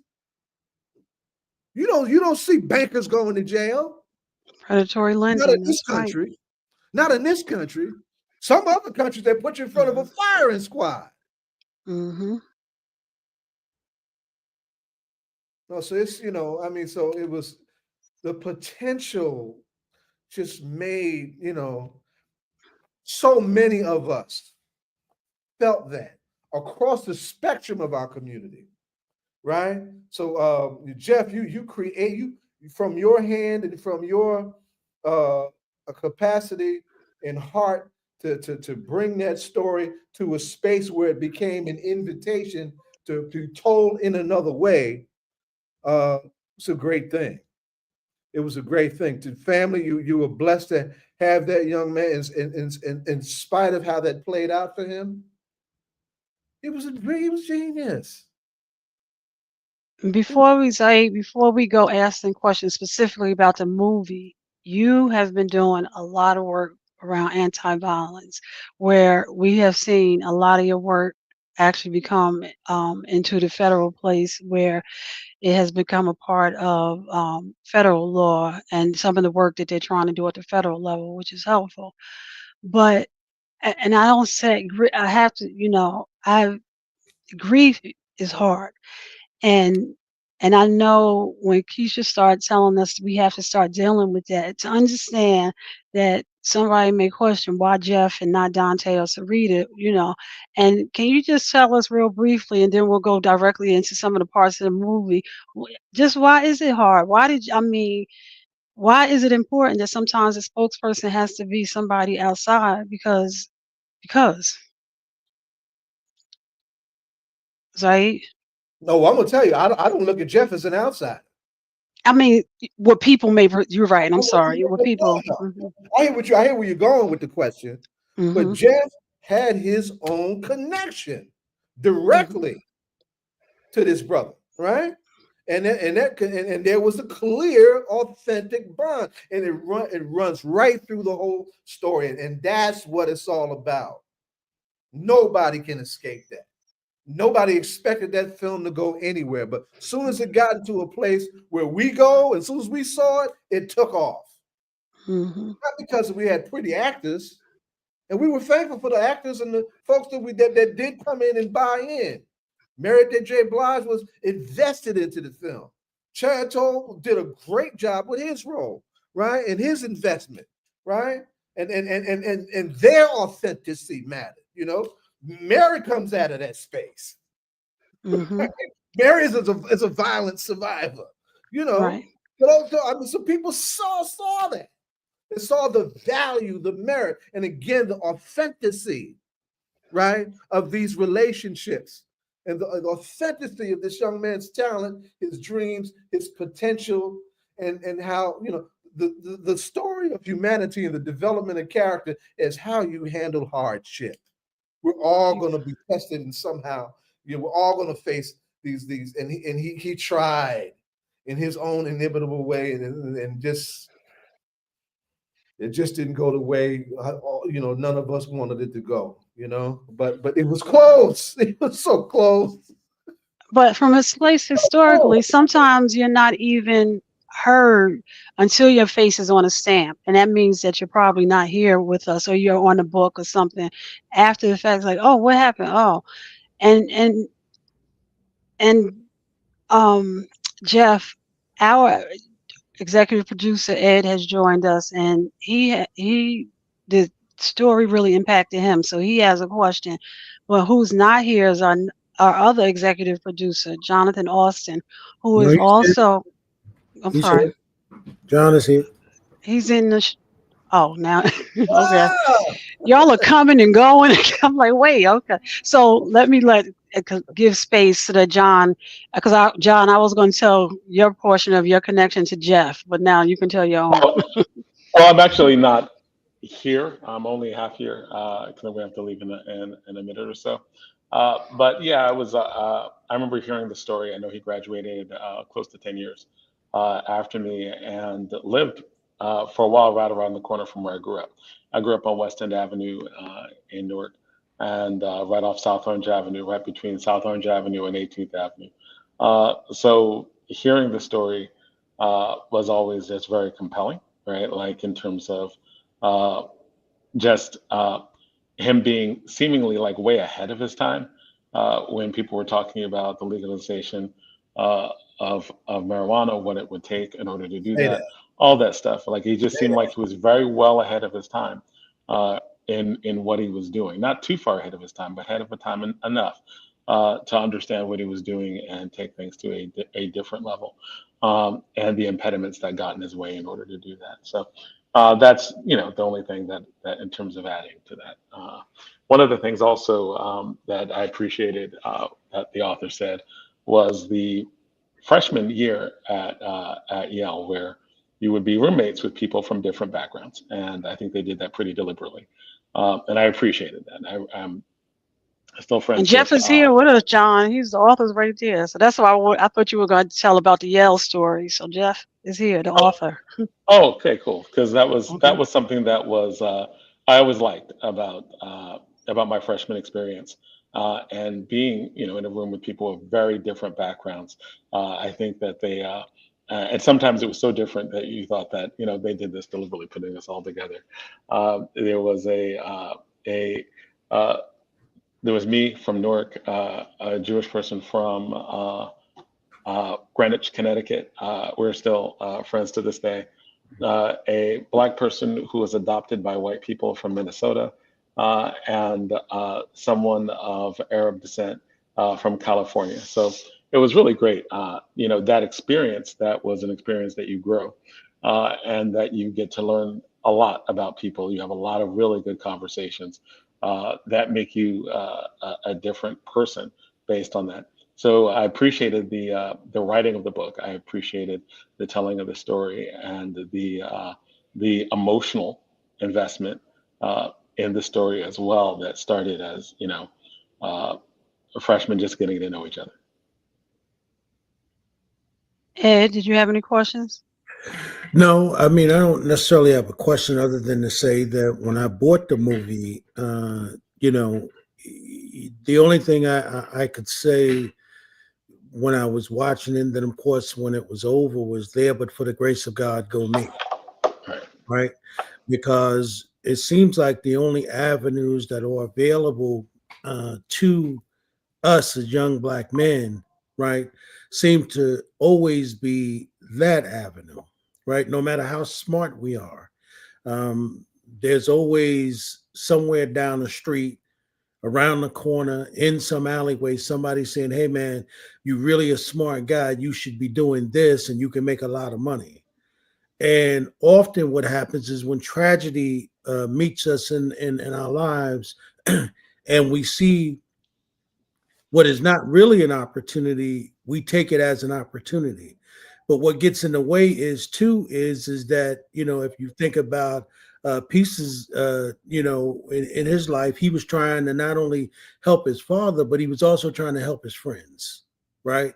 And I think that oftentimes gets in the way for all of us. I know, as John knows, he's been riding with me, and I'm riding with him for over 30 years as friends. And he knows that, some of the decisions that I've made along the way could have made me millions of dollars. But I've chose not to do those things because loyalty and friendship and integrity and not going to prison or being killed in my life meant more to me. Right. But I think that, when you have a father that you really want to help, and then sickness comes to his life, I mean, you making decisions. But me, from a spiritual level, I'm always reminded that there's a devil loose, right? And that no matter how smart you are, what happens is that the devil is always in the details. And so you've got to be careful how you move. But I appreciated the movie. I'm sorry, what happened to that brother. But as John Austin told me 30 years ago, he used to say to me, I'm glad we're friends, because at least one of us will always be smart enough to tell the other one, "Hey, man, I think you're going down the wrong road. And I don't think you need to do that, no matter how bad," and excuse my language, but how bad that shit is. We can get through it, brother, and we can work it out, and we're going to make it work. And I can tell you that no matter how deep the stuff I've gotten into in my life over 30 years, John Austin has been there to say some crazy stuff to me to pull me back. I just, I wish that, peace was here, and that some of them brothers who was riding with him would have said, hey man, you know, I know, you know, you want to do all of this stuff, man, but you know what? You got a greater opportunity than any of us ever had, and we need you to be the star that you are, you know. And I think that for me, you know, when I watched the movie, really said all of that, because, you know, him being from the place I'm from, and I hear Mayor Baraka say this all the time, you know, it's hard, man. You know, when you from where we from, that shit is hard. Newark is not for the faint at heart, and not even now, right? Because those young brothers and sisters are still struggling every day. I saw that last night when I went to the Brick City Basketball Peace Collective and just went into the bathroom to use the bathroom and listen to teenagers talking. And I'm listening to the decisions they're grappling with, right? And I'm saying, wow. You know, here I am, a grown man over 60 with multiple college degrees, and these kids haven't even scratched the surface, and they're grappling with major life decisions. That's right. And that should be. On that teenage thing, I remember when I was a teenager, I couldn't see myself living past the age of 21. Not that I was like thinking that dangerous things were going to happen in a conscious way. I just couldn't picture myself over 21, even though I was on the debate team. I was doing well in school. I was doing all that, but I just couldn't picture myself above 21 or above 19, right? And then when I got to 19, I couldn't picture myself under 22, over 22, and then it went away, right?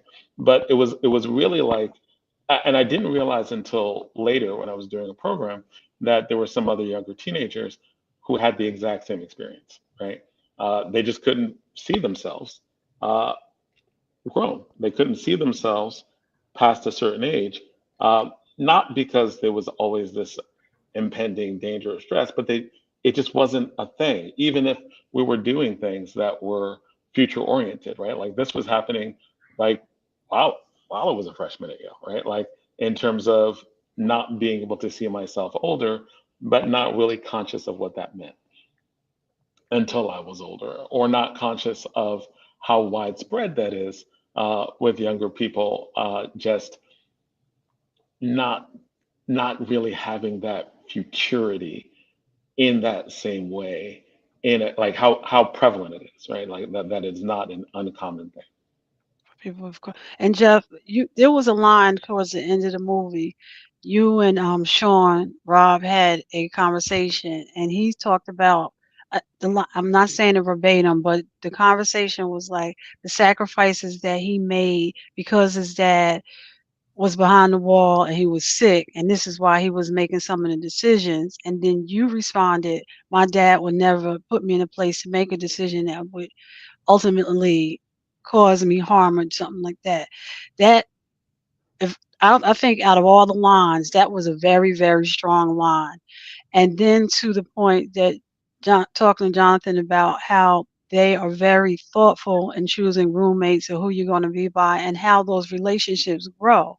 And then from day one, he was your day one dorm person, to that part when you said that line. That was really important. But I do want to talk a little bit more about the movie. The Peace family, Mrs. Peace, which would be Dante's mom, Sean's grandma. And correct me, because like at any point, their family was the first family in the East Ward of Orange on Chapman Street to buy. The first black family, I'm sorry, on Chapman Street to buy. So this is when the East Ward was becoming African American. And they were one of the first families on Chapman Street to buy a home, black families to buy a home. And Sean's father lived 2 blocks over. Jeff, did you have as much in doing your research? Did you have an opportunity to meet with the father's family? Because it seems like it was more from the perspective of the Peace side and not a lot of input from the dad side.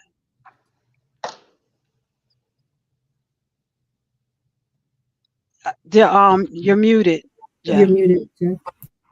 Oh, sorry about that.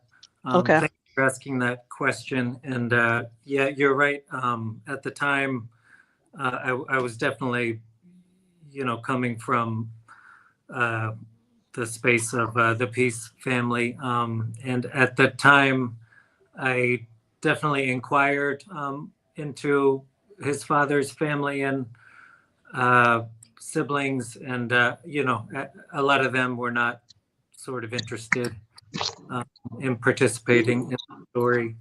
I did, I was able to connect with two men who had served time with his father in New Jersey prison, and a couple people who had been involved with like local youth sports with his dad, who was an athlete. But yeah, I did not spend a lot of time with sort of the intimate family relations on his father's side. And I asked that because they were Yeah. only 2 blocks over, and so it's not worlds apart. And for me, and living right here, being a block over as well, we are very close growing up in our community. So one thing that stuck out in my mind. So they weren't, you asked, but you asked, and then they responded, and they chose not to. Okay. With that being said, Syreeta, did you have anything more that you wanted to say or add? It was a touchy time. I think when Jeff was probably interviewing people, I know there were rumors kind of like after the funeral, Sean's friend roommate is gonna interview people to write a book, and he wants some input. And I know me specifically, and I'm close to Jeff now, and I consider him family, and I care deeply for him. But at the time, I was angry, understandably, and I was still very vulnerable, hurt, and pissed off, and I didn't want to talk to anyone. So I didn't reach out or want to get interviewed for it. So I don't know about Steve's family and how they felt at the time, because it was just a few years shy of his murder. So I know my brother interviewed and a few other cousins did, but I didn't. So I don't know if maybe there were wounds still that maybe Steve's family had and they didn't want to speak on it. So, but. And grief can be challenging like that. Right? Very. Especially with that. everything that everyone said about him, it was hard.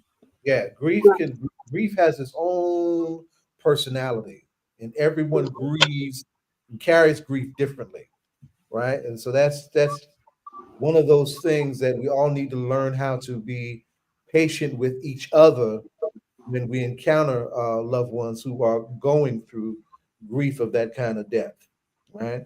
So that is a very understandable thing that you went through and had to go through. The thing that I want to lift up, on that note, is that this became a tool to help folks grieve together in a way that brought dignity back to this young man and his story. Because that's in the anger, we're angry about what happened. We're angry about, why this didn't happen and why that didn't happen, all of that, right? But in the end, this was a young man with great dignity, trying to figure out how to do better for his community and for his family, right? And that's the thing that we always have. We have a hard time with when it comes to places that generate narrative around stories in our community. They're often outsiders. They're often corporate establishment that really do not care about our humanity, right? So I think in the end, we're all grateful that we have someone who was close to Rob, like Jeff, willing to tell the story, because he was coming from a place of authenticity from the beginning. And it was his integrity that we wound up getting the gem of his work that we got. And thankfully also that led to another storytelling layer coming from the film industry, from folks who appreciated the story for its genuineness, for its human character. Yes. And going back to the movie, that Jonathan had another question, and about was the person who killed Sean. He has not even been identified. The person has not been identified to date. So no, it's a cold case at this point. But there's also a different process in terms of the streets talking as opposed to what's going on in the courts. And now we have arrived at the place where cold cases are often sought after to be solved. So I encourage that to keep us, let us use those areas too to see if we can continue to see the story evolve. And even the part about the real, Shay asked a question about what was about the Peace family, was the city realigned, and our cities are always going through gentrification, different stages and different ways. I believe at that time I'm born in 67. By the time I'm 10 years old, the East Ward is a thriving African American community, whereas mostly owned people that live in those houses, they own those houses. The businesses on every store where the businesses were owned in our immediate East Ward were African American owned. Your local barbershop, you walk to one corner. Yep. So I live right around the corner from them. And within that area, we had 3 barbershops, one on Hickory, or 4, because I forgot about Brother Ed and all that. One right here by my uncle's store, the 2 on Central Avenue, and and it probably was more, and everybody had their own groups while they went to those different ones that you can have for, shops. So it's we have so many stories. But yes, 280 came in, and that's another show. When 280 came in, what did it do to those communities going right up? Whether you go from First Street in Newark to East Orange to Orange. I can't hear you, Zay. Go ahead. I'm adding to your point. I'm saying the 280s going through Black communities throughout the country, destroying and breaking up Black communities. Yes, keep telling that. Go ahead. Yeah, I mean that's a whole nother show. I'm gonna tell you, there's a show a book called Homeboy from Orange, and I think the first 2 pages caught me because the story starts on where I grew up at. I was standing on the Milk Crate on Central Place and Perot Street, like, wait, that's where I live. So. Dante, go ahead. I think you were saying, because Shay is asking a lot of questions for you and the family. So, and you can tell your own story about how that was for you to be the first Black family on Chapman Street.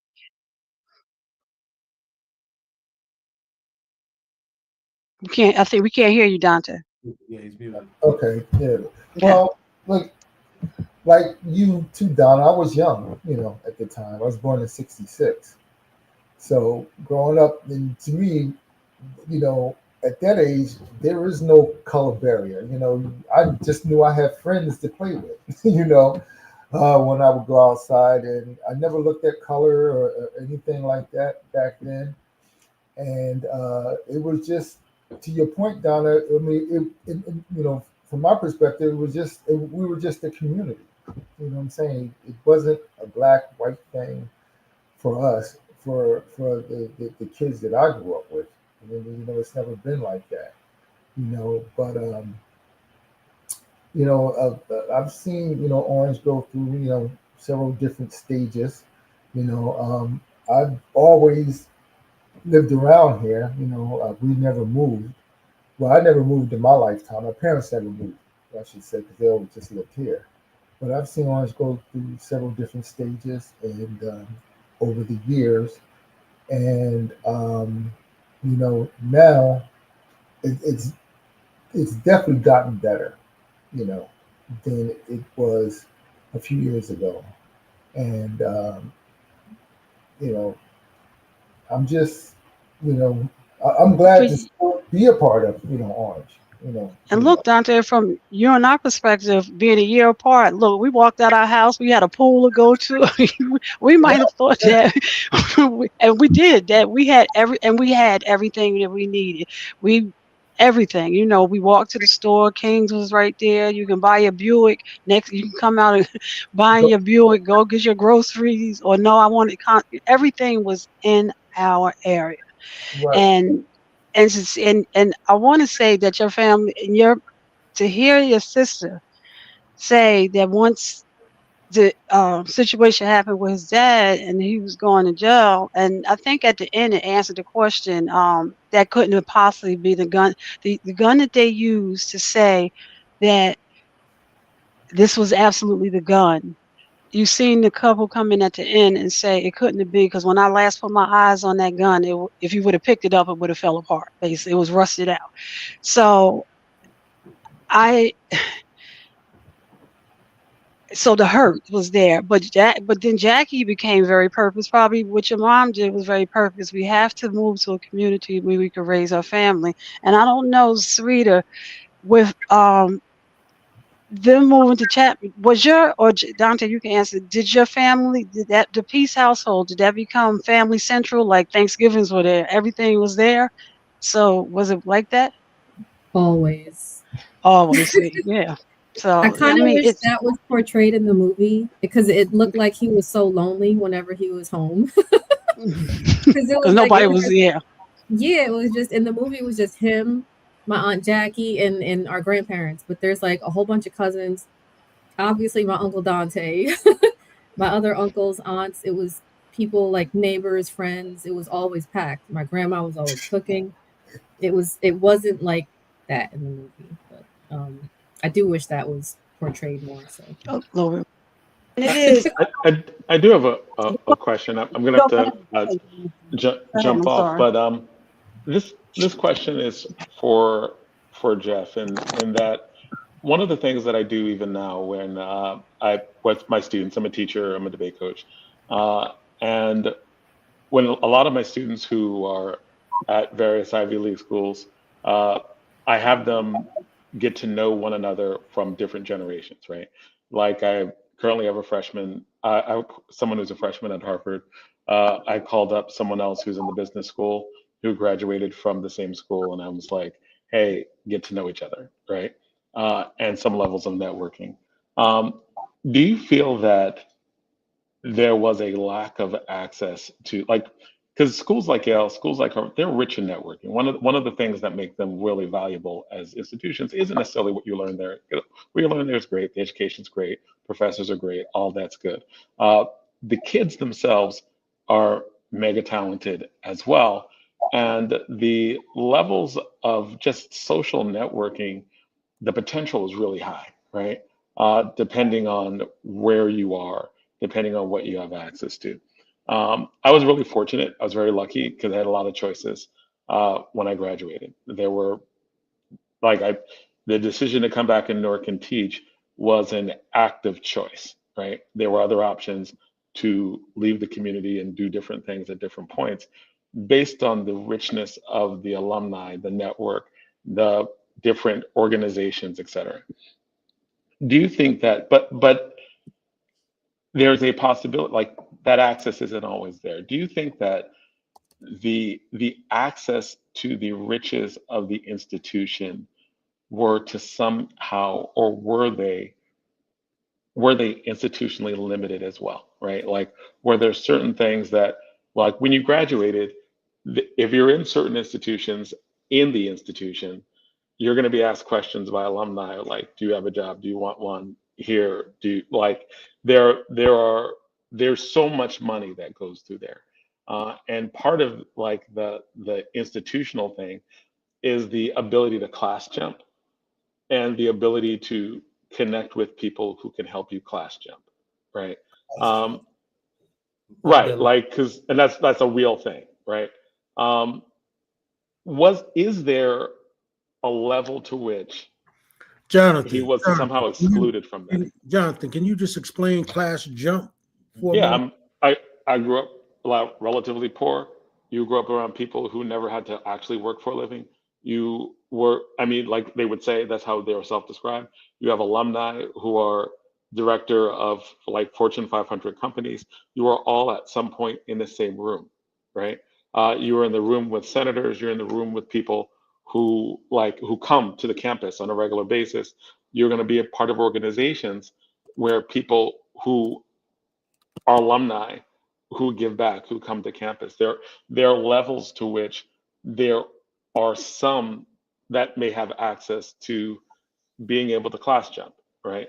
Go from one class to the next, right? Based on the connections that you make at a certain point there, which is why it is often appealing, right? Did he have those opportunities there in your interactions with them? It seems like you were friends more than just your freshman year. How did that, because everyone's experience is different there, right? Especially given race and class, et cetera, right? Part of the reason why when I heard the story, I was so heartbroken is because I knew that when I was there, everybody from Newark I knew, right? I wanted to make sure I knew everyone from Newark. People who graduated and went to that school, I would try to put them in touch with other people from the school from that. And so did he have access to the different levels? What was your perception of that based on your interaction? And I'll just throw that out there. Great question. Yeah, thank you so much, everybody, for your wonderful insights and for this question. I mean, this question, there's a lot contained in it, and a lot that I, as a student, was 100% oblivious to, because partly just because Rob himself was just so, he had no trouble with school. Like, he got better grades than me or anybody else that we knew. He didn't seem to have any, he didn't seem to need mentors in that sense, if that's what you're kind of asking. Well, not necessarily in terms of grades. Everybody's the mentors that you need are the ones that often we take for granted. It's not to help you do well in school. Those are the connections that I would not have, right? Just growing up in Newark, that you have more access to being there and socializing there. So it's not necessarily a mentor in terms of just how to do academically while you're there, but they're the infinite number of connections and opportunities that happen once you graduate, and your summer programs. Yeah. Who you it's really all networking and outside that has nothing to do with this individual merit or whatever, right? In terms of school, it really is just with, sometimes you get a chance to have your network open up. Yeah, for sure. And I mean, I can speak to something very broadly, and then I can speak to something much more specific to Rob's experience that comes to mind. And I think one thing that I kept hearing from classmates at Yale who had, threads of their experiences in common with Rob was that, and I think attitudes have changed over the last 20 years, but back then they just said it was very exhausting to be expected to feel grateful all the time. And that was sort of how they were ushered into the university, that it was a gift. And that's not necessarily the sense I got from Rob. But one thing that someone, when I was writing the book and I was having a conversation of someone maybe in admissions at the time, he said, Yale does have all these resources, not just career services and writing tutors, but I mean, all these different channels to make connections with alumni that you mentioned.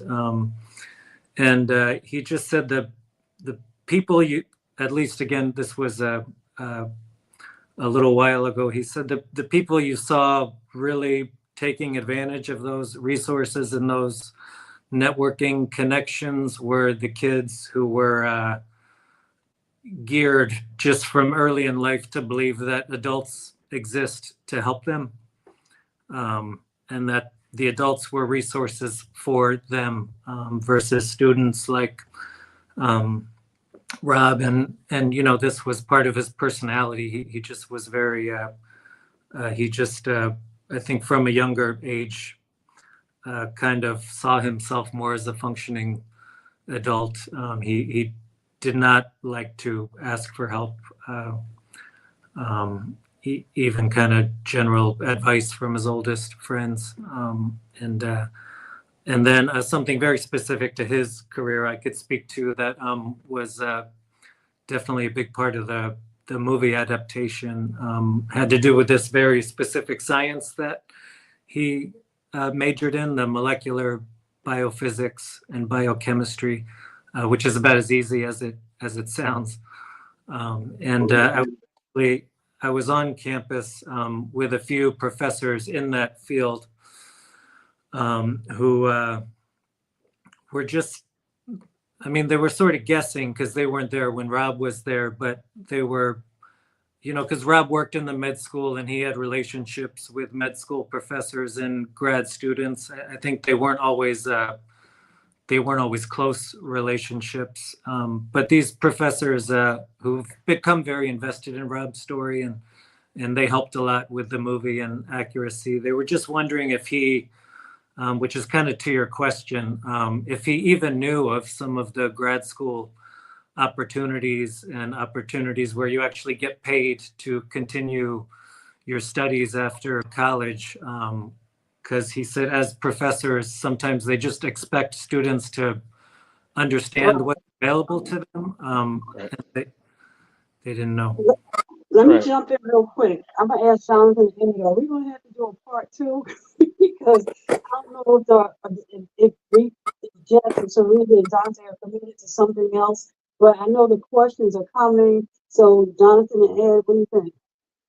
Well, I'm gonna be jumping off anyway, but I love the answer to that question because it goes to so many Black students who have counseled where it's like the alumni are your resources, the professors are your resources, and there's so many opportunities that you have to almost be told to ask for. Whereas a lot of other kids who come from different backgrounds, they expect that as a birthright. Like they're like, hey, this is what you're supposed to do.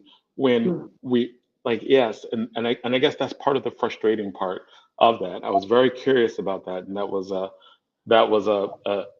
very thorough answer. I appreciate that, especially the part about the professors who were in the labs he was in and the field he was in, which is incredibly a high demand. And a lot of it is like Quincy Jones said that he was always at any point 30 seconds away from a decision that would cause him to die, right? And that's how he characterized his youth up until until a substantial part of his life, right? Always 30 seconds away from a decision, from a conversation that would change the trajectory of his life. And I can't help, and part of the reason why I was like, I didn't know him. I first heard it in a story, and I remember just being sick at heart when looking at that and looking at like he was in the same place as I was, like, and being like 30 seconds, right? That Quincy Jones thing, right? And with that, it's like 30 seconds from a conversation with a professor that would have changed the trajectory of his life. And that's what makes it so incredibly like hurtful on that human level, right? Like in terms of just what he knew, what he could do, how talented he was, how ahead, even what he chose to do, how ahead of his time he was in that, right? Like people are making millions of dollars doing the stuff that he was doing now because he was finding ways to do things better in that field. He was ahead of his time, and I think that is part of what looking at it just hurts so much, and why the story actually just needed to be told. So there's that. But I've got to run. I'm at a debate tournament and got to go to judge a debate round. So let me just ask one last question as we wind down. Go ahead, and because I don't know if you're going to do the question that for them, we need to get that question, that our mandatory question out. So I might be switching over, but no, I just want to make sure. But I also, is our vice president, is he Yale or Harvard? Help me out. Ed, Vice President Vance, is he Yale or Harvard? I'm sorry, what's the question? Vice President Vance, is he Yale or Harvard? I'm thinking of Jeff. I'm trying to think. Help me out, somebody. Jeff? It's not a trivia question. It's a real I question. think he went to like a Yale graduate school, maybe. Yes. Well, okay. So I say that to say that the expectation, and so I think, and Dante and Syreeta, you can speak to that because there's the expectation that you from a kid that you also learned there. But from our household, we made what happens in this house stays in this house. That was a big conflict, you know. So I don't know, Dante, do you or Syreeta or Jeff? And I say that to say to think that even today, our vice president that's sitting now has came out of that, you know, the community, whether it's undergrad or grad, it's still the community. And I just want you know to think and I know, and I'm thinking, I thought the way you told me in the movie, he wants to continue to be a teacher. So perhaps if he had continued, would he still be a teacher somewhere being taught in Newark?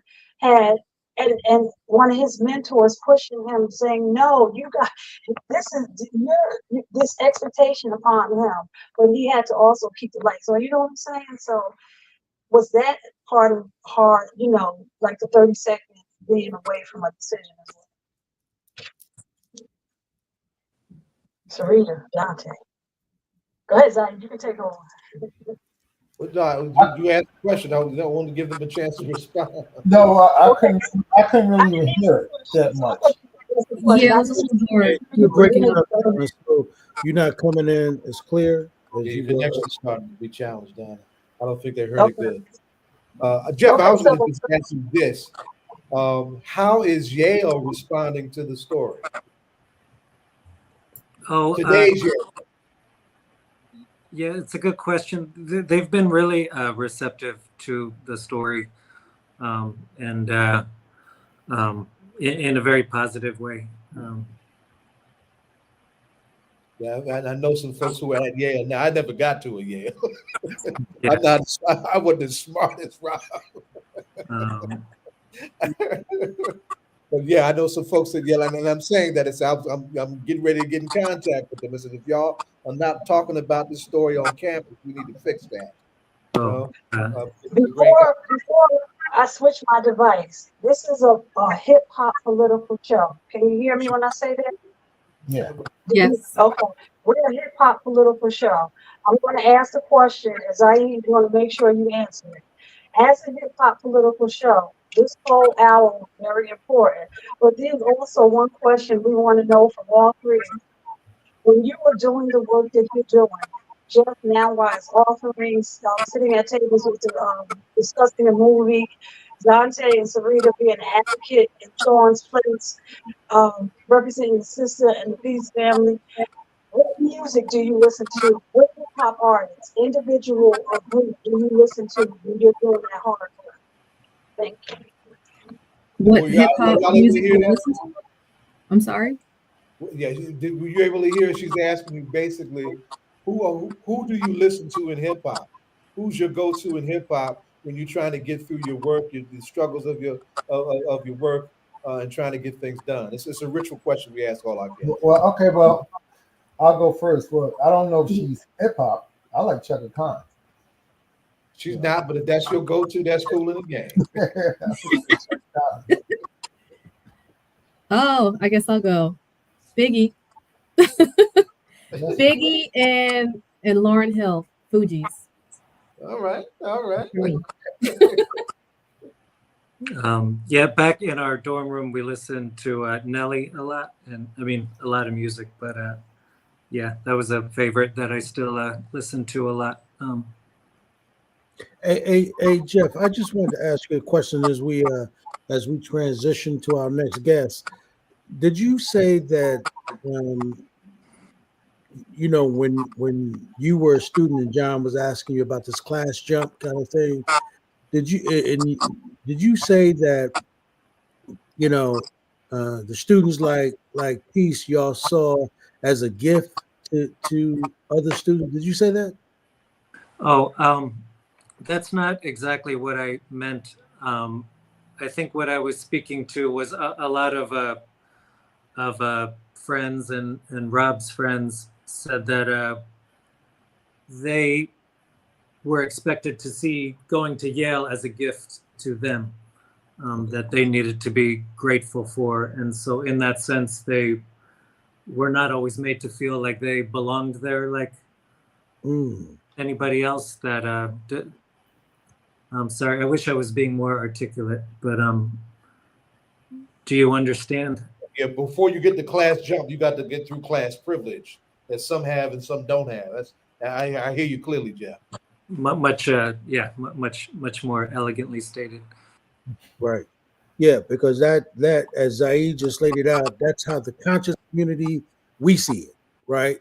Because that whole level of, because the mayor alluded to that tonight, when he was on before you guys came on, Mayor Baraka for the city of Newark, and he said that one of the problems we have is that the rooms we should be in, there's some of us that don't think we belong in those rooms, right?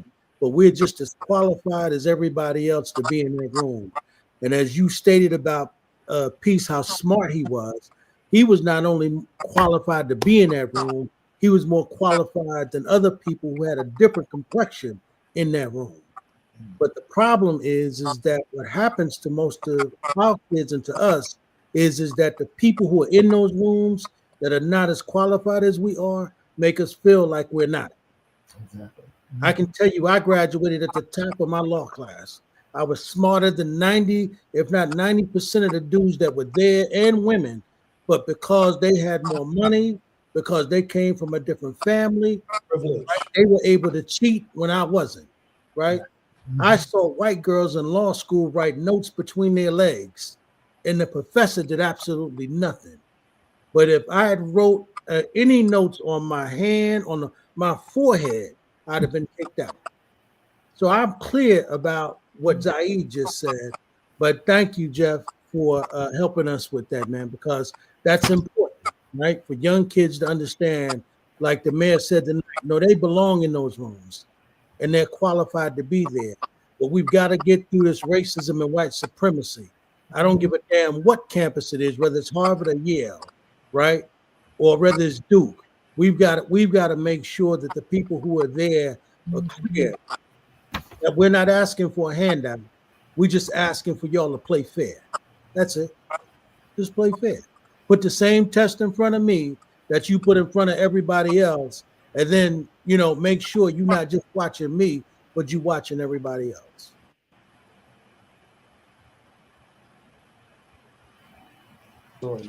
Great story. Great story. Great share. Thank you all for coming through. We appreciate you.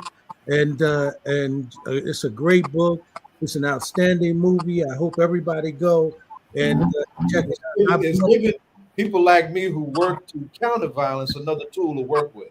That's going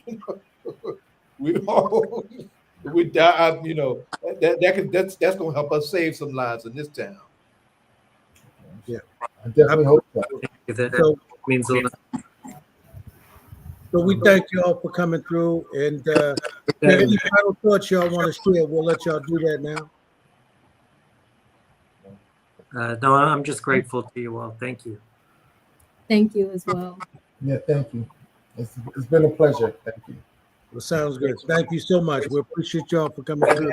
Glad to have Thank you. you. Thank you, Donna. I don't know if Donna, if she switched her device, but thanks, Donna. Yes, yeah. Donna, you have made that happen. That's right. Thank you. All right, bye-bye. Right on. Peace, OGs. What's good? Man? Salute. What's going on? What's going on? Hey, Hakeem, how you doing? Doing great. How are you? We're loaded up. We're getting our Kwanzaa roundtable loaded up. We got everybody who's supposed to be getting on. That's Larry Hamm, y'all. This is African name. Kwanzaa time. I always remind them you got to switch up. But it is Kwanzaa season.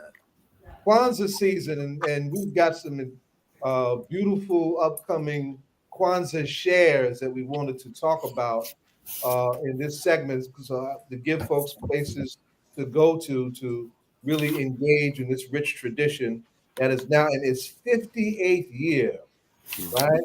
Kwanzaa is almost a senior citizen. You check that out. Right? On the 26th, which is Umoja, right? We've got two beautiful gatherings in Newark. Source of Knowledge, our premier bookstore, has a Kwanzaa gathering that they're doing at the store during the day. And that evening, as true as Scott has always been trying to do for years, several organizations are coming together to share Umoja at the Refal building, right? And in Paterson, and Kai, I told you this when I called you, Paterson is doing Kwanzaa the way we always wanted to see Kwanzaa done in our community. That is to share it in 7 different venues each of the 7 days of the week. We get feedback from someone. If y'all not talking, you may want to mute yourself. Right? There we go. It's a little better. It's a little better. Right? And our little sister from Paterson, our poet laureate from Paterson, has played a major role in building out Kwanzaa in that town in that way. So we wanted to share that out. And the guest that we don't have yet is organizing a major march in anticipation of the terror and trauma of the Trump administration. Lawrence Hamm and Dima Chunga, in the spirit of Umoja, is organizing a big march of resistance to mark Dr. King's anniversary, and a march that has already garnered some 170 endorsements from organizations all over the state. So that's something to look forward to, and I'm hoping he can jump on and lift that up. But let's start with Masani in the bookstore. Masani, tell everybody, but first remind everybody about Source of Knowledge. Where is it, and what y'all got going on, and why should we be using this incredible tool to do what we do at Source of Knowledge, a bookstore, and what y'all got going on the 26th? Don't be shy, sell your books. You muted, Masani, you muted. Peace, family. I just want to thank Brother Zaid and the show for having me on. And as he said, I'm just one of the representatives from one of the owners of Source of Knowledge Bookstore, located at 867 Broad Street, Newark, New Jersey. And we're the only Black-owned bookstore in New Jersey. I mean, in Newark, the largest Black-owned in New Jersey. And there are roughly about 3 that I recall now, 3 of us, 3 Black-owned bookstores in New Jersey. So, that needs to increase as well. But, as he said, what we do, we want to make sure that we put our stories into our hands. And that's our main purpose, getting books and literature into the hands of our children, into adults, or ourselves, so that everyone, we know our story. And these are stories told by us. 95% of the books are written by people of color, and that's the way it should be, because we are the ones that need to tell our story. Kwanzaa, I love Kwanzaa. I live Kwanzaa. I keep a Kinara up in my home throughout, and I have so many Kinara. Yeah, and so I might not light the candles, but I reflect on the principles throughout the whole year. But in my home during the season of Kwanzaa, I started it last year. I was like, everybody, they start Christmas in October. I said, you know what? I'm going to start Kwanzaa December 1st. And I start decorating my house for Kwanzaa. And so in my house, I have so many bedrooms and so many rooms. I put a Kinara up in every room possible. So I have one in the living room, one in the dining room, one on my front porch that the people can see in public, like they set up their Christmas lights. In my bedroom, my mom's room, every bedroom. And what we do here in my home, we light. We do everybody's in charge of a celebration day of Kwanzaa, one of the principles, and we go to their particular room and light the candle and talk about the principle and do different things. And you might even have a big one. See, just to let y'all see, this is mine already. This is the dining room Kwanzaa. I mean, Kinara set up and everything. And I'm like, it should be set up all year round. And I do keep one set up, not in the dining room, but I keep one set up in the living room all year. At the store, we have plenty of Kanara sets, plenty of Kwanzaa kits set up. But our event, we're doing an event since COVID. We really haven't had many in-house events, inside events that would require a large gathering of people. But this year, we're going to open up Kwanzaa on the first day. We're having a Kwanzaa pop-up. That's what I like to call Kwanzaa community pop-up, in which we having different people come in and do different things throughout the day. We'll have storytelling. We'll have there's a brother coming in and doing friendship bracelets with the children. They make a bracelet, they get and then they make a bracelet for themselves, as well as they get to take one and give to another person under the spirit of Kwanzaa. Have another brother coming in doing some martial arts demonstrations. I have storytellers. I have a sister come in and do some poetry. I have another sister doing activity with the children. A lot of children, family-friendly activities. We'll light the candles, probably about 5 o'clock, and talk about the whole spirit of Kwanzaa and the whole meaning of emoji and how it began. And we're going to do that. We're going to start at 12 o'clock, and we'll go to about 6 or 7 o'clock that evening. And it's free. It's open to the public. We'll have a few vendors possibly come in and sell some different things.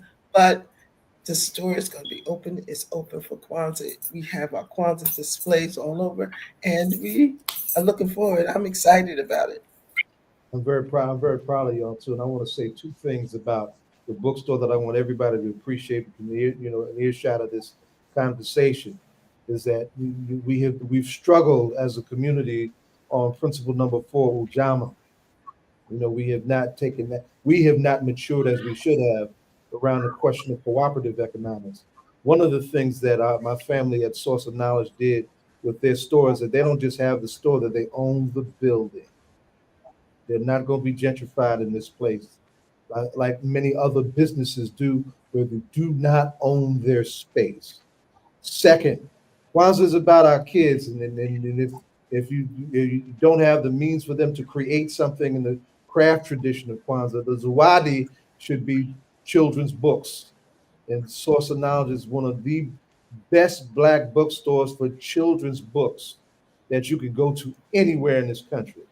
So I want to just lift that up and commend our Source of Knowledge family for what they have and the gem that they have and the resource that we have. Let me shift now because we started a little late and we got several segments trying to run together on us, right? And we're all in different spaces too right now, too. But that evening, Kyle, tell everybody what's going to happen at Refound. Yeah. First, I'd like to ask everybody here, what day of Kwanzaa is it? If everybody give me an answer. No. All right, you can say emoji. Anybody else? I didn't say the first day of Kwanzaa. I said the day. What is the day? I'm waiting. In other words, the difference between myself, and Refal and African Echoes is that most people celebrate Kwanzaa. They don't actually live Kwanzaa.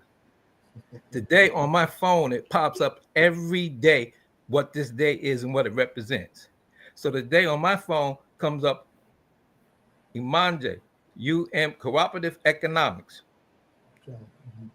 So that means collective work to build our communities, to maintain our stores, shops, and other businesses, and to profit from them together, right?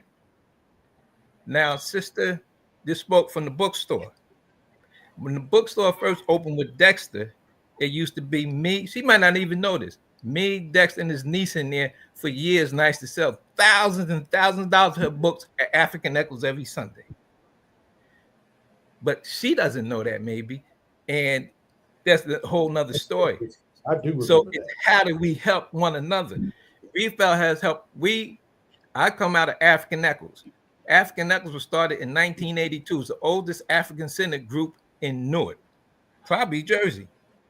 We are the most historical, cultural people right here in this county, And for everybody who says that they practice Kwanzaa, never invite us to come speak. Brother Timur is on here. We invited him. We have invited everybody from Dr. Ben, you name it. I used to be Dr. Clark's bodyguard. But what I see when people are talking about Kwanzaa, they put on an outfit for one day, but they don't do the culture none of the other days of the week. So when you ask me about refill, I take a different look at it because we live it. That's how we got our building.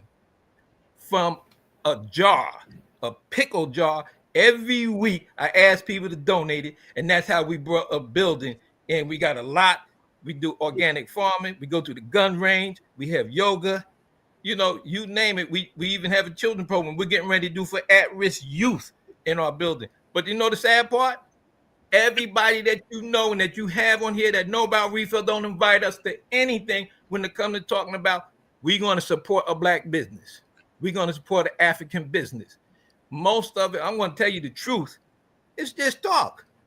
Because and we love to celebrate, but we don't live it on a regular basis. Otherwise, I even talked the last week, we need to start buying these lots up and to do organic farming ourselves on these lots. We do organic farming behind the building right now. Kwanzaa isn't just what you talk about, it's how you live it on a daily basis. You know, and I don't believe in Kwanzaa being in other people's places. It needs to be a Black or African-owned place. We go to these schools, we always looking for something for free. And when people do Kwanzaa like yesterday, whatever, well, Kwanzaa, it tells you in the book that you're supposed to practice it every day. Every day there's a principle, right?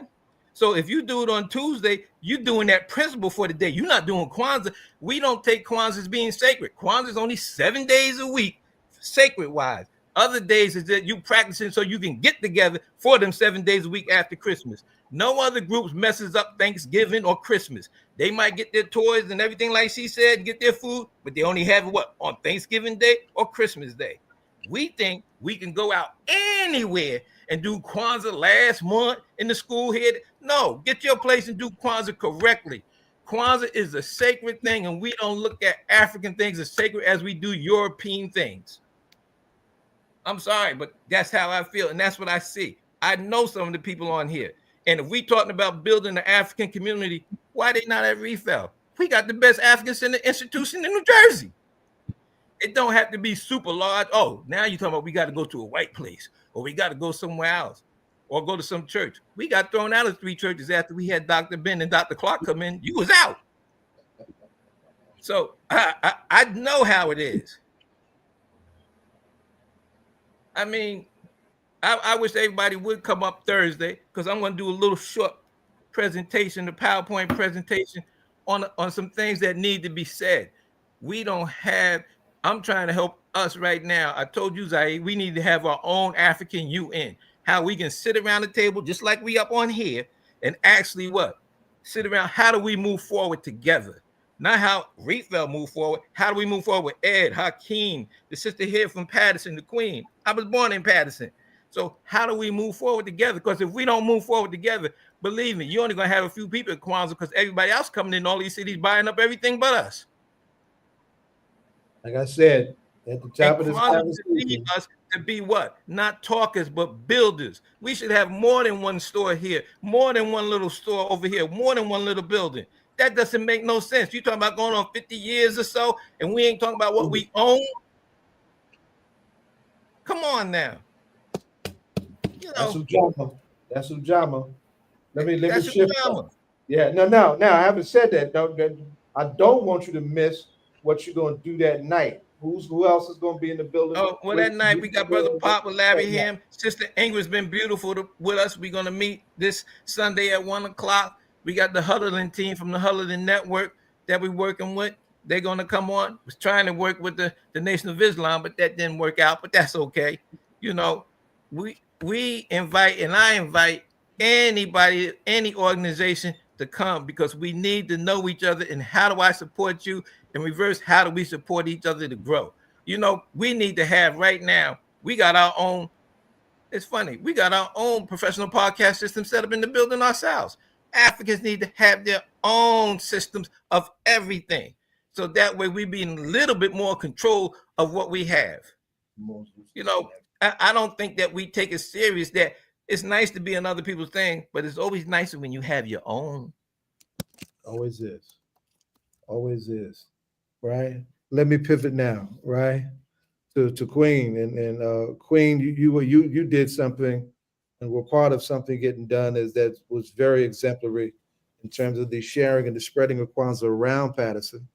Paterson is the tough community going through a lot, and I have to put together a conversation around the attorney general, the police, and the mayor, and how all of those jokers get in the way of us trying to clean up our streets ourselves, right? Paterson Healing Collective is one of my partners in my CVI work, and the Black Lives Matter. Paterson is one of my partners in the police accountability front, but y'all have really brought the community together for a moment, right? Over the spread of those 7 days. Tell everybody how that's going to look and where that's going and where those gatherings are going to take place. Peace and blessings, family. Firstly, thank you for inviting me to this space. I appreciate all of the folks who are here tonight, all the kings, queens, brothers, sisters who are in this space tonight. I appreciate you and your work and your legacy building for our community. So thank you for that. In Paterson, we are celebrating Kwanzaa all 7 days in several different places, like you said. So I founded a nonprofit called Wordseed Inc. It's a literary arts organization. And what we are doing is pulling together different organizations to collectively host the Kwanzaa all around the city. What Wordseed Inc. is doing is the publicizing. We built the flyers, we built the webpage, we are bringing in the canal, like all of the things that need to be paid for. We found the spaces, we'll bring in the Kanara and all of the things for the celebration. And so we are doing the collective work and responsibility to make the week happen. And we are using that unity principle to work together with different organizations. Holy Tabernacle will be the venue for Umoja on the Umoja Day. And they will, how do I say, Wordseed Inc. will bring all of the items, as I said. The brother Raheem Smallwood will come in and do the libation. Some children will speak about the principle and do the lighting of the candle. The next day, we're going to be at the Christ Temple Church with the great brother, Reverend Dr. Weldon McWilliams. Weldon. Pardon me? Well, I'm just giving Weldon some love, as you were. Oh, yes, sir. Thank you. And on the third day, on the Ujima Day, we'll be at the Paterson Public Library in the Assembly Room. And then we're going to head over to the Masonic Temple for Ujamaa. And then we are at the Paterson Museum. We have the next venue is going to be at the Great Falls Youth Center. We haven't used that space before, and I'm excited to use it. It's a stunning building. We'll just be in one of the rooms, but that's over by the Great Falls on Front Street. And finally, we'll be at the historic Calvary Baptist Church that's celebrating 145 years this year. And so that's what the week is going to look like. We are excited to celebrate with the greater family.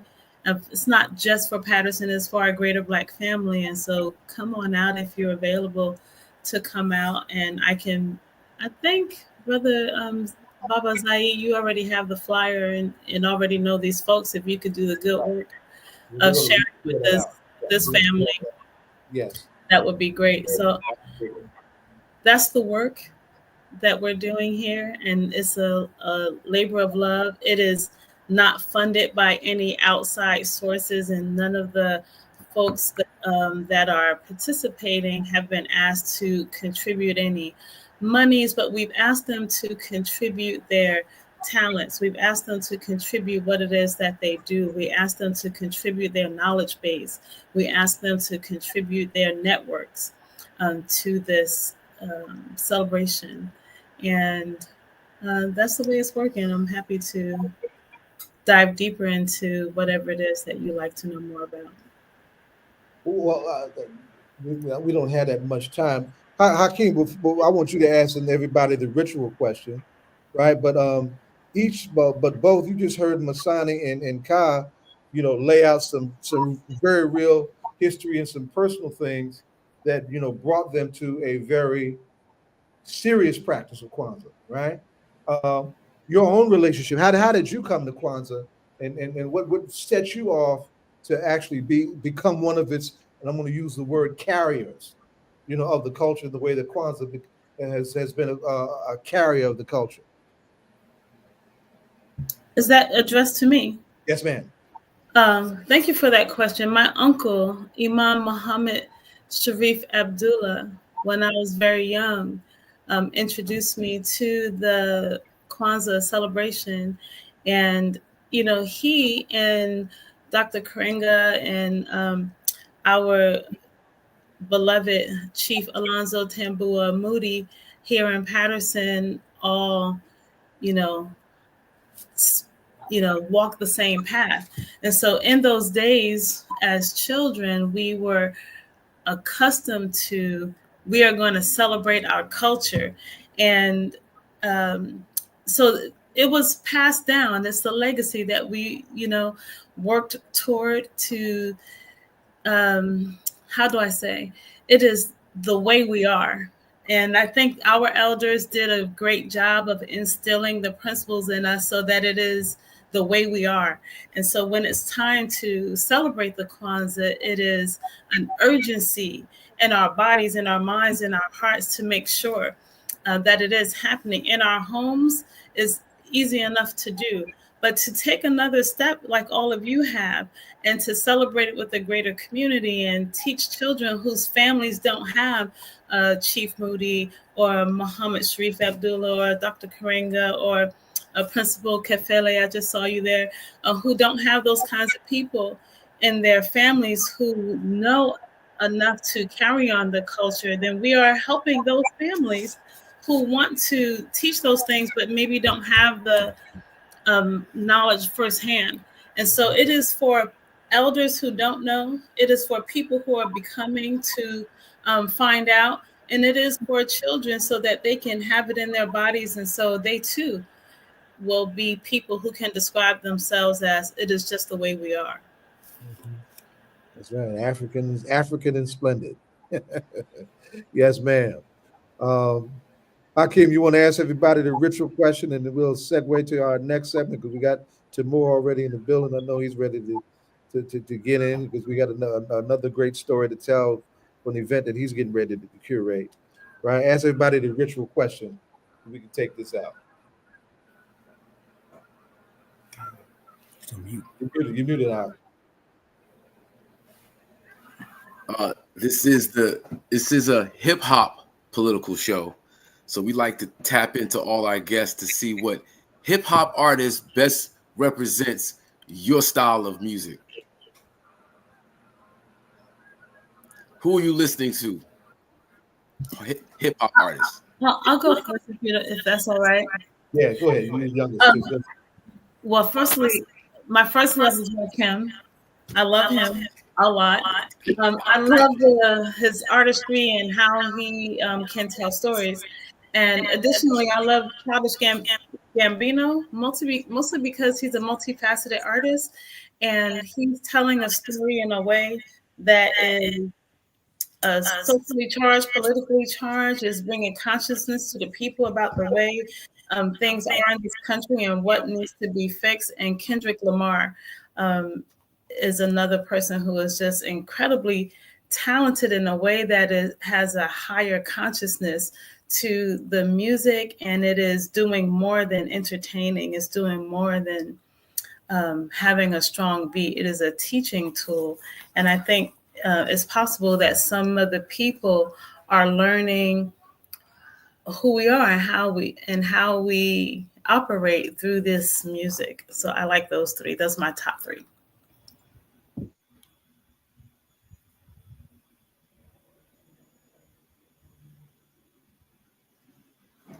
All powerful choices, Yeah. I was muted while steady running my mouth while I was muted. I also want to acknowledge the fact that you're opening up a space. We're going to do a segment, a poetry gathering for one of our elders of the Black Arts Movement that we just lost, the great Nikki Giovanni. Give you a minute to lift that up. Thank you for some space this evening. The great Nikki Giovanni from the Black Arts Movement, as we have said. For the people who don't know, we recently have the blessing of her transitioning and leaving behind a great legacy. So as Poet Laureate, folks have asked me to, and I'm happy to give some space for memorial for her so that we can express all of the things that she meant to us as writers, as community people. And so we will be tomorrow at 7:00 virtually celebrating Nikki Giovanni. We'll do so by reading some of her works or reading things that were inspired by her works and her legacy. And everyone will have a couple of minutes to reflect on her life by sharing. So that's what we're doing, just a bit of a homage to the great Giovanni. Her Cotton Candy and a Rainy Day came to me right after I stole the autobiography of Malcolm X. She was my balance. That's a long story. I'll tell you about it once upon a time when you have time for an OG to give you some history, right? Masani, who you listening to? Who you rock with when you're trying to get it right in Atlanta? Now I know someone that we're getting the folks who are a little older, right? But you know we all hear it. So say something. See, I'm Hakeem, you really needed Patrice for that question, you know that, right? But I can say, and I know she's not a hip hop artist, but I'm always listening to Erykah Badu. Okay, and I just love her. But Queen Latifah has grown on me, and I see her growth in her words, and it was beyond her time, before her time. You know, those words of unity, those things that she spoke about, they really touch me. And it's I guess I've grown up to know what it means now, you know, as time has come along. But as the Queen said before, Kendrick Lamar, his work and the stuff that he's growing and doing, it's really something that speaks to my soul. All right. And Hakeem, don't ask me that question again. If I ever ask you that question again, it's okay if you just say Hakeem Green. Well, there it is. You know, KRS-One, you know, Chuck D. You know. I'll do that. I'll remember that. Elder Ka. You beauty, Ka. That was good, Brother Hakeem. That was good. For me, I'm like you said, a little more school. I have too. I really love Curtis Mayfield because he always had messages in his music. Windy City Soul. Yes. Yeah. And the song by The Temptations, Message to a Black Man.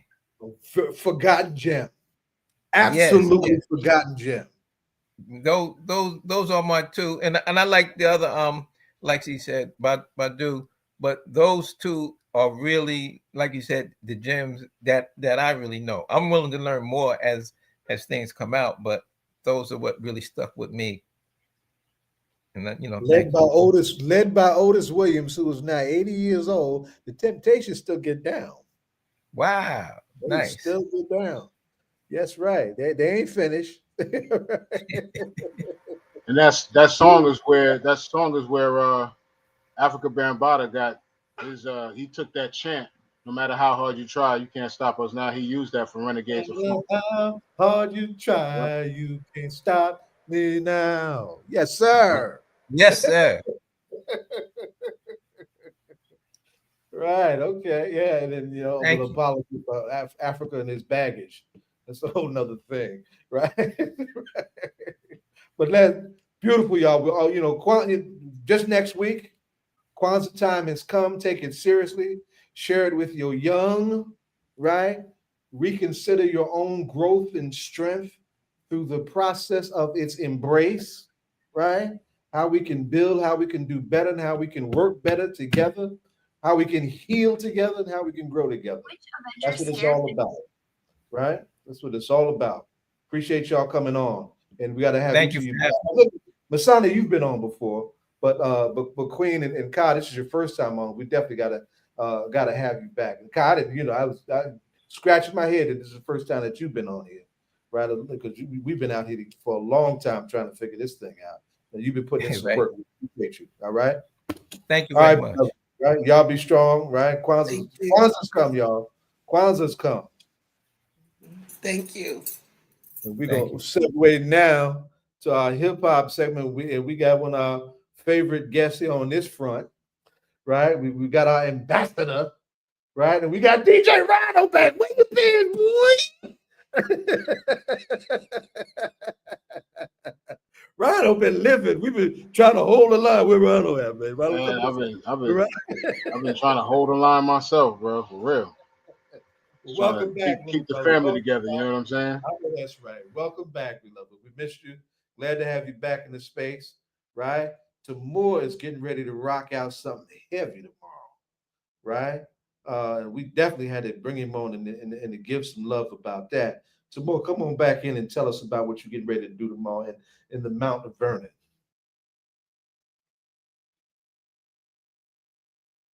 I'm trying to figure out. Now you probably the smartest one in the conversation. You got to figure out how to unmute. Okay. There you you go. Look at the bottom. Well, yeah, for the last couple of years since I've been, working in Mount Vernon, New York as library director, I got to meet a lot of noted musicians in the area. And one of those people that I was able to meet was actually Ray Copeland. Ray Copeland is the uncle of DMX, and he was the manager. He also managed many of his projects in terms of the movie projects, all of the albums. At one point, Ray Copeland actually managed the locks and what have you. We figured that it was fitting to have the program for DMX to commemorate him for his birthday. And on Saturday, tomorrow, what we're doing is having the whole program. We're going to show his movies inside the library. We're going to have a discussion. We have Darren Dean coming out from the Rough Riders, and a couple other people come out to talk about DMX as a person. I found out he was very intellectually inclined, was well-read. He was the type of person that was unconditionally selfless. When I learned that he actually was giving money to churches, he actually saved the church that was actually getting ready to close out. So he was involved with so many different social welfare projects beyond just the music. And I really got the chance to understand him from his uncle from a totally different, humane, selfless perspective. And I thought that it was great to have the audience. I mean, it's taking place in Mount Vernon, but all is welcome to come up to enjoy the event.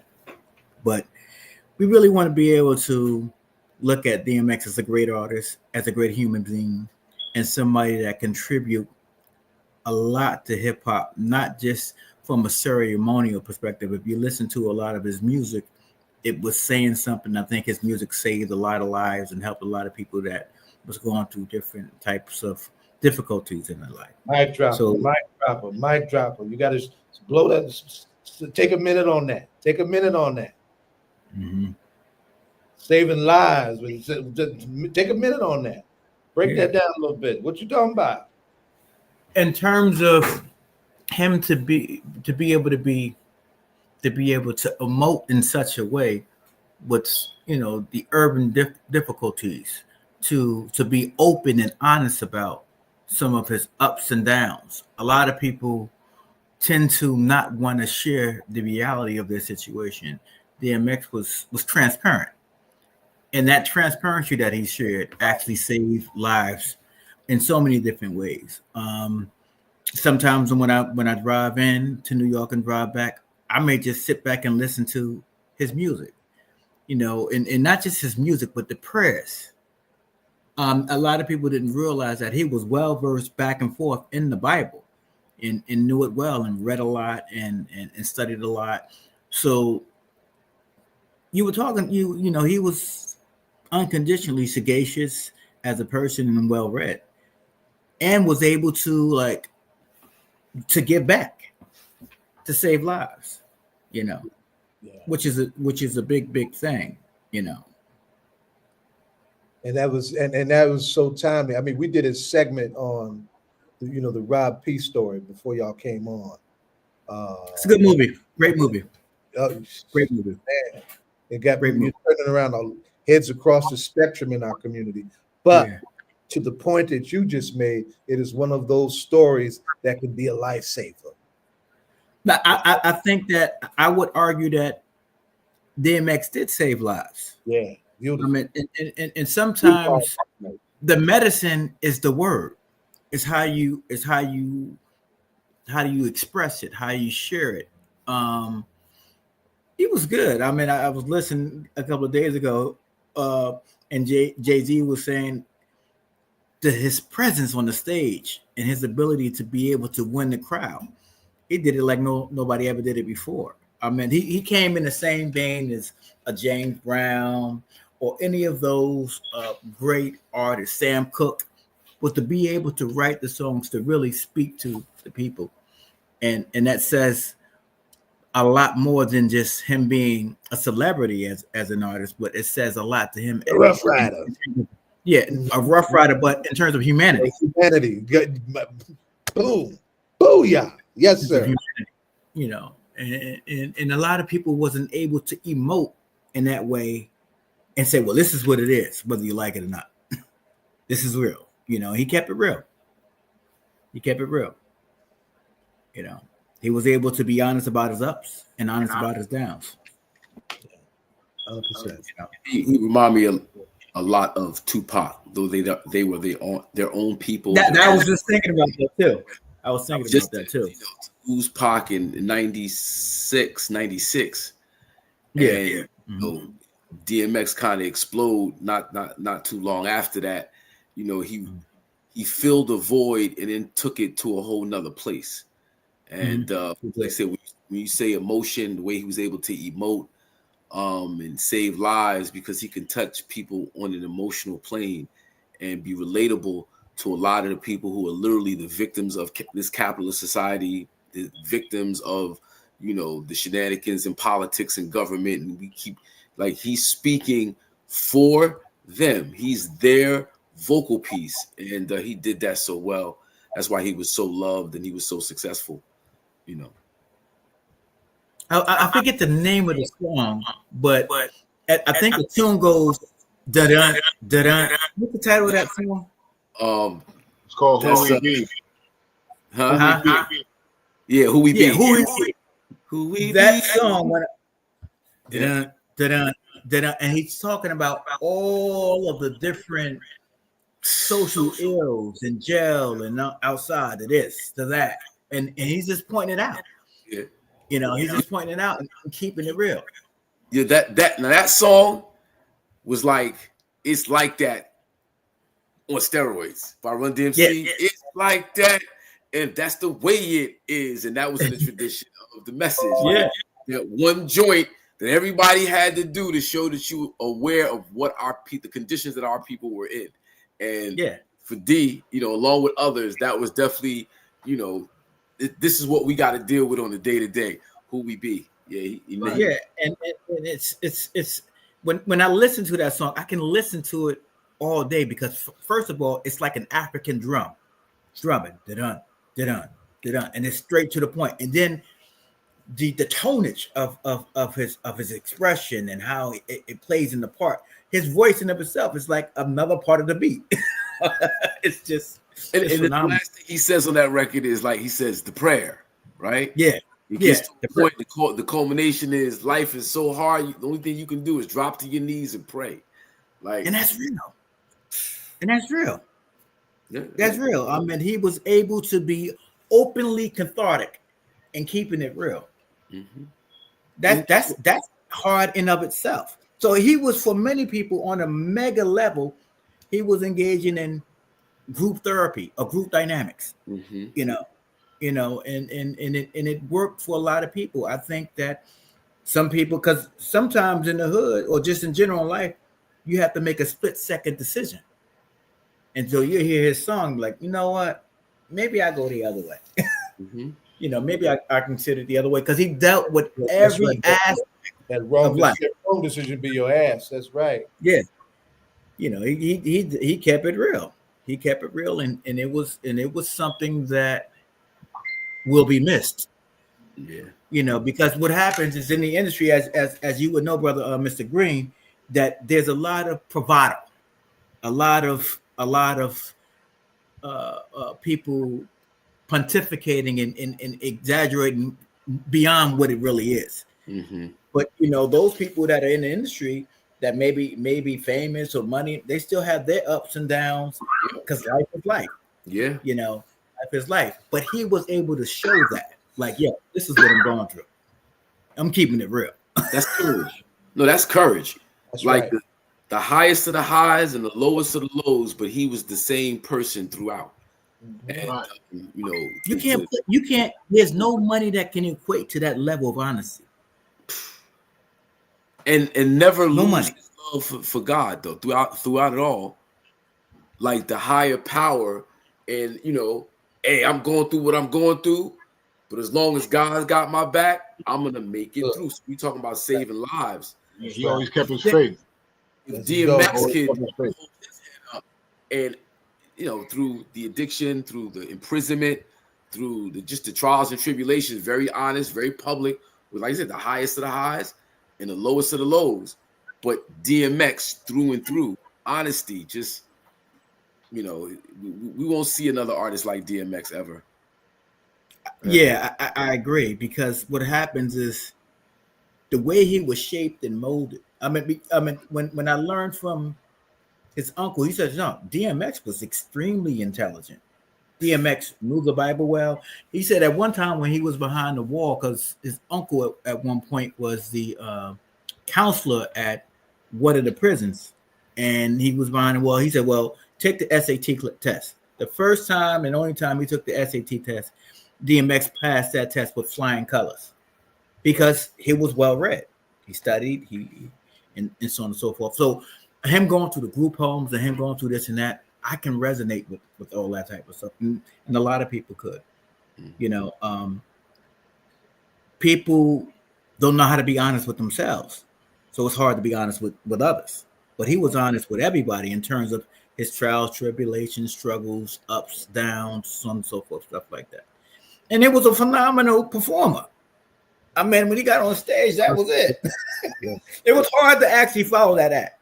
Yeah, you can't stop it. Hard to follow. You can't follow DMX. Nah, remember Jay-Z said it was hard to follow. Jay-Z, when he was at like the peak of his career, he said DMX would go on before him and open up before him, and it was a problem, man, because DMX had people going through emotions. He had people crying and screaming and all kinds of stuff. Yeah, man, like Jay's like, yo, how am I supposed to follow that? You know what I mean? Yeah. Jay was at his peak. He was the headliner, but it's like, dude, how do I follow that? Yeah, you got to get a DJ on 15, 20 minutes, separate that act. Right. Calm it down. Calm it down, yeah. Start all over again. Need an intermission. Yeah, DMX was no joke, man. No joke. Yeah. Great. I would hopefully my library will be able to find ways to archive a lot of his memorabilia in some way or another. But we're having a great event tomorrow. The family is coming out. His mothers, aunts, uncles, friends, those people that were close to him. And it's going to be a DMX day. We're calling it the DMX day at the library. Because I'm quite sure through his trials and tribulations, some of his solace came from being in a library or reading books or being around books. He was well studied, well read, and also a gentleman, and knew when to, be like, all right, you're right. He would tell people, like, you know what, I was wrong. You're right. That it takes a lot of courage to do that. You know, it takes a lot of courage to do that. You know, and I can respect that. I can respect that. The family man, you know, all that, everything. I mean, his ups, downs, and all that type of stuff. He's somebody that's real, and you can't pay for what's real. It is. It's just. It is what it is. So that's why we got together and said, you know what? Let's do something nice for the brother. You know, DMX, and do it in the community where he was born at, and born in Mount Vernon. Hopefully, it would actually morph into doing other libraries, that DMX program. Nice. You know, maybe at Yonkers Public Library, New Rochelle Public Library, maybe at the main library in New York. But needed. I think that he saved my life in a lot of ways. You know, you're like, you know what? I can't do that. That ain't cool. Yeah. It's not cool. Because you see how he went through and he opened up, he kept it real, and he kept it real about the music industry too. It's like, yo, it's not all what it cracked up to be. Mm-hmm. Yeah, it's not all what it cracked. Now, Rhino, DMX is the first artist to go #1 in the same year. Separate albums go #1 in the same year. Yeah, with the 2 years. Yep, 2 albums in the same year went #1. Wow. Yep. That was crazy. I remember that, so I remember it well. I remember the explosion of the first album. Me and my man Johnny Deuce, we was riding around listening to DMX. That's all we listened to was DMX first album. It's dark and hell is hot. And but I remember seeing the billboards on 125th Street. I remember being on 125th Street and seeing the giant billboard on top of the building with DMX covered in blood, flesh of my flesh, blood of my blood. I was like, yo, what? Yo, that was so crazy, man. That was so crazy. And talking to like his family and talking to people, like when the terms of putting in work and battling MCs. Oh man, he was that dude. Yeah, the Jay-Z was that dude. battle is legendary. Like that's like, he was like, yo, let's do it. Yeah, like, DMX was, so he next he level. was all over New York, Yonkers, and all those other different places. Like, yo, you want battle? Let's battle. Let's do it. That's it. Let's do it. I'm ready. So that's why I felt it was something that would resonate and help lift the spirit in Mount Vernon for young people that may want to engage in the entertainment industry, for young people that may want to study or do whatever, because he was so eclectic. He was in different places at any time. He can have a scholarly discussion. He can have a discussion about the contract. He can have a discussion about family. He can have a discussion about God. He can have a discussion about what's BS, and that's what the world needs. It needs to be to be more cathartic and open so that we can share and help each other in view of a sense of, I believe that economics or socioeconomics starts from having a conversation and keeping it real. If you're dealing with any deal or any business, you have to have a conversation, whether it's in writing, what have you, to negotiate that deal. I think that DMX is the type of person that knows how to have a real conversation about his business and had conversations about his business. To sit there and be around people like Prince and all these major stars and artists coming from Mount Vernon, coming from his background, to turn all that around and still be himself and be humane to others it's just phenomenal. Yeah. So as we wind up, tell everybody where it's going to be and when it's going to be. It's going to be tomorrow. And make sure you send that. I haven't seen the flyer for that. Make sure you send it to us. Oh, great. I'll make sure you get it. You need it now, or I can send it via email? When the show's over. All right, I send it to you via email. You can send it to me, Bob Saeed. So I like to post it. Yeah. Right on. So it's going to be tomorrow from 11 to 6 at the Mount Vernon Public Library, 28 South First Avenue in Mount Vernon, New York. 11 to 6. And we're going to have quite few people to discuss, have a real cathartic discussion about DMX and his impact in the industry, his impact as a man, his impact as a father. You know, it's going to be a great day for DMX tomorrow. Right on, right on, right on. Big ups to everybody out in Yonkers too, man. Right on. Rhino asked Timur the ritual question. Oh. We I know we don't DMX to have out. Yeah. That's probably gonna be the answer, right?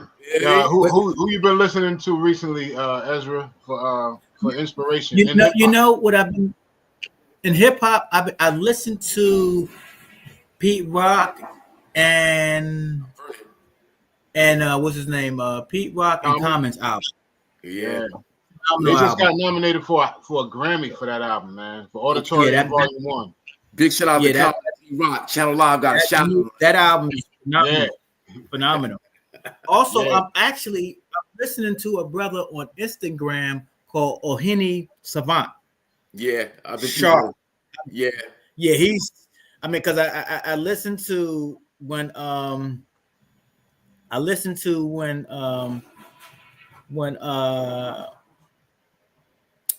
he was rapping and what he was rapping about and his wordplay and his flow and how he goes back and forth, and he's just a phenomenal rapper. Just a phenomenal rapper. Yeah. Also, I've been going back since I listened to the Auditorium. I went back listening to CL Smooth, Pete Rock, all those different type albums, Brand Nubians. I'm in that time period listening to that, and then listening to the brother Ohini Savant. I'm like, yo, this is phenomenal because he's taking it to another level in terms of being able to move the culture forward. You know, we can't just think in terms of hip hop from a United States perspective. We have to think of hip hop from a global perspective. You know, if you go into China, you see a lot of those dancers are doing a lot of complicated break dancing and so on and so forth. If a couple of my friends because I'm a graffiti artist myself, a couple of my friends in South Africa, it's like when you go in South Africa, it's like being in New York in 83 because they into it like that. Fat shoestrings, so on and so forth, Adidas, you know, spray painting and all, and it's you can always tag for freedom. Yeah, and Australia and all that. Yeah, the tag. I said tag something for me. Not a problem. Not a problem. We've done that. It's not a problem. That's right. Absolutely, got to lift that up. And Timur, Hakeem, and Rhino, would you say when you're entertaining, like the States, and I don't, for whatever reason, the artist is actually maybe more well received outside the U.S. than inside. Do you find that to be true? Okay. Yeah, I would agree. That's a definite. It's always been like that, though. Like, I would agree. 30s and the 40s with, you know,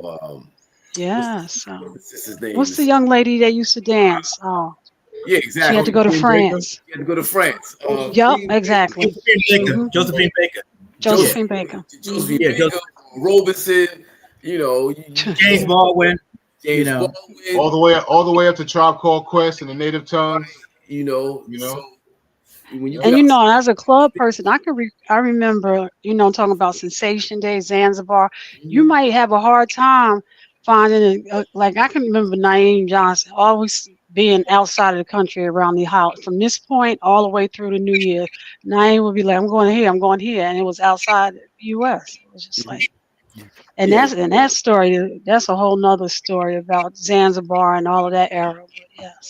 But yes. They always accept us outside the states, and then after we blow up in the states and make all of this noise, then all of a sudden people around here got their ears open. They're like, oh, and then they pick up on us afterwards. But we always get love across states, overseas first. Always. Right. It gets commercial. It gets commercial here. Other countries really adopt a culture. The culture, exactly. They really dive in and study and try to hold the true essence of the culture up. From the way they communicate, dress, the way they look, they really honor us. And Go to Japan. They got afros, and it's just crazy. I just saw a program. South Korea. Yeah. Love with the imitation of Black culture. Now they got this thing called K-pop, and K-pop. Yeah, big. Biggest commercially sold music form in the world, has been for a minute. Korean music mimicking hip hop. And when the way they perform, they do their gestures, everything, you think you're looking at Black kids from like the 80s and the 90s. Wow. Yeah. Right. Yeah. Right now, like the biggest selling genre of music in the world right now is K-pop, and it's South Koreans mimicking 80s and 90s hip hop culture, Black kids, what we were doing to the T. Yeah, just think of the simple. Think of Run DMC, like you said, the hat, the Adidas sweatsuit, the Adidas shell toes with the big shoestring.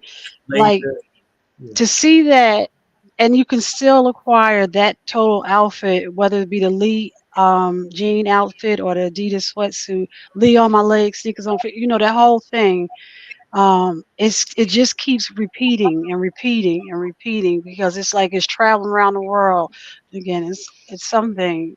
And Timur, you know, the way you delve in, like you just said, it's and I don't know, it's really amazing. And I don't know if that's a love, because we always say China, Asia can duplicate, like, you know, you come in, they'll do your product better than you do. And I don't know if that's a love note or whatever it is. Is it a love note or a money note, or is it both, you know? Well, listen, y'all, we're out of time, but I wanted to ask you guys, you know, all you hip hop kings on the show, what about this conversation that's going on with Kendrick Lamar and Lil Wayne? What's that about? I mean, it's nothing but love so far from what I heard. Lil Wayne said that he said he spoke to Kendrick recently and he told him to kill it at the Super Bowl. So, you know, everybody trying to blow it up into something else, man. I'm not feeding into that. And as translated, kill it mean do your thing. You know, kill it is positive, right?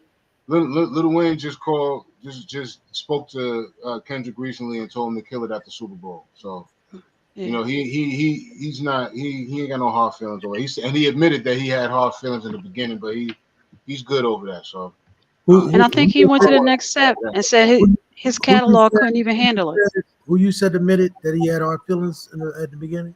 Who? Yeah, Lil Wayne. Lil Wayne. He admitted that he had hard feelings in the beginning when he heard that Kendrick was going to be in his city doing the Super Bowl. He had hard feelings in the beginning, of course, because he's Mr. Louisiana. You know what I mean? Mm-hmm. But it's all love, man. You know, they practically from the same generation, and you know, he's giving them love, man. He gave him love, so it's all good. Yeah. You know. I also, real quick, I want to say, make sure you check out that new Snoop and Dre album, The Missionary. That's crazy, man. It's really good. Make sure you look out for Doechii, since we're talking about new artists that are pushing things forward. Look out for Doechii. You know, when I first saw Doechii, you know, I was scrolling through online and I saw her on the stage with panties on. I thought she was just a regular, you know, the average, you know, female artist, you know, with the panties on. But, you know, when I actually pressed play and listen to what she was doing and what she was saying, and I've seen her other performances. I saw her Tiny Desk performance, which was amazing. Doechii's on point, so definitely look out for Doechii. I got mad, you know, my generation, we got mad respect for Doechii, so big up to Doechii. Yeah, it's more. You got to do a Tiny Desk part 2 so we can come up there. I'm loving the Tiny Desk. I don't know, concerts, I guess you should say. Yeah, those Tiny Desk concerts are real dope, man. When Scarface was up there, Scarface, yes, one of my favorite. Yeah. There's a lot of I love those little Tiny Desk concerts, man. Oh yeah. And it's not just hip hop, because I was looking back and they do all different genres. Yeah. I do a Tiny Desk on Arturo Fonso Schomburg. I like to do something like that to talk about. Okay, let's do it. Yeah, I love. Yeah, I'm ready to do that. Have you put your thing into a paperback, into a book, your dissertation, Timur, on Schomburg? Yes, it's out. It's out. I got a copy though, but I want to know if everybody else can get access to it. I'm a type that is real information. Somebody want, I just Yeah. send it to them. I'm There not, you go. Mm-hmm. I'm not, the word is the word, and the more people know about it, it's good. I just not this Schomburg, but the collection of Black bibliophiles Okay. all over the country that actually Mm-hmm. created Black institutions and helped the colleges and helped the Library of Congress, so on and so forth. I mean, those people did a lot of tremendous work and risked their lives being able to capture that information. Mm-hmm. So I'd like to talk about that. Well, listen, y'all, we appreciate all y'all for coming through. Zaid, you got any final words you want to share? It's a powerful show. Everybody had a whole lot to say. Donna, you get the sugar cookie for the Rob P segment, right? I'm sure that's going to get a whole lot of love. And it's just a good all around segment. We weren't able to get Larry on, but I want to restate the call that they're making for the January 18th March of Resistance to honor Dr. King's 95th birthday, if he was still with us, right? And to let everybody know that ain't nobody gonna be chumped by Trump. So yeah, that's a nice shirt. That's a nice T-shirt. You know what I'm saying? Yeah, put it out there. Put it out there. Nice T-shirt. Rhino will have it on next week. Right. Put it out there. Ain't gonna be Trump by Trump. We're gonna fight it. All right, you got it, Rhino. Won't be Trump. Yeah, okay. That's it. Don, you got anything you want to share finally? No, we just in the peace family between transitioning different when I was having a computer problem, they really were thankful. And to let they're looking to talk to more because it's is resonating in the community, and they are happy that we allowed them the platform, and they really appreciate the love and conversation. Well, So thank them and happy holidays to everybody. I'm sorry. Yeah, absolutely. We appreciate them coming on. We appreciate all of our guests. So obviously we want to thank the mayor, Yes. for coming on and and inviting all of the volunteers to come through and join this campaign. So we want to encourage people, if they missed it, to go back at the top of the show. And he also invited folks to join him out in Orange and East Orange tomorrow while he's knocking on doors. I think you all should do that. And definitely for young people who want to get involved in politics and sort of figure out how to do that, there's no better opportunity than to join forces with the mayor. Great time. And learn that and actually learn on the ground. This is exactly what campaigning is. So I think you guys should do that. And then, of course, Zaid, we had on after them at 7 o'clock. We had Kyle, we had Masani. Masani that is shy about talking, but she got open. I sent her a little text. Love. She opened up a house and everything, right? And Talena to Machine Queen out in Paterson, bringing everybody together for Kwanzaa. Beautiful, beautiful stuff. Good stuff. That's how we need to be rolling for Kwanzaa. Yep. And so we thank everybody who came through. Also, we definitely want to say thank you to, our brother Patrick Council, who's doing the Brick City High School Basketball Showdown. This week. It started yesterday. Kim and I was at Weekway High School for the tip-off. It was awesome. Enjoyed all of the teams that played yesterday. I was disappointed with Weekway not beating Seton Hall Prep, but I had a chance to see that. But tomorrow is going to be a full day as well as Sunday. So I would encourage everybody to do that. You can check them out on their Instagram page and get their schedule. It's the Brick City High School Showdown Basketball Classic at Weekway High School. Started yesterday.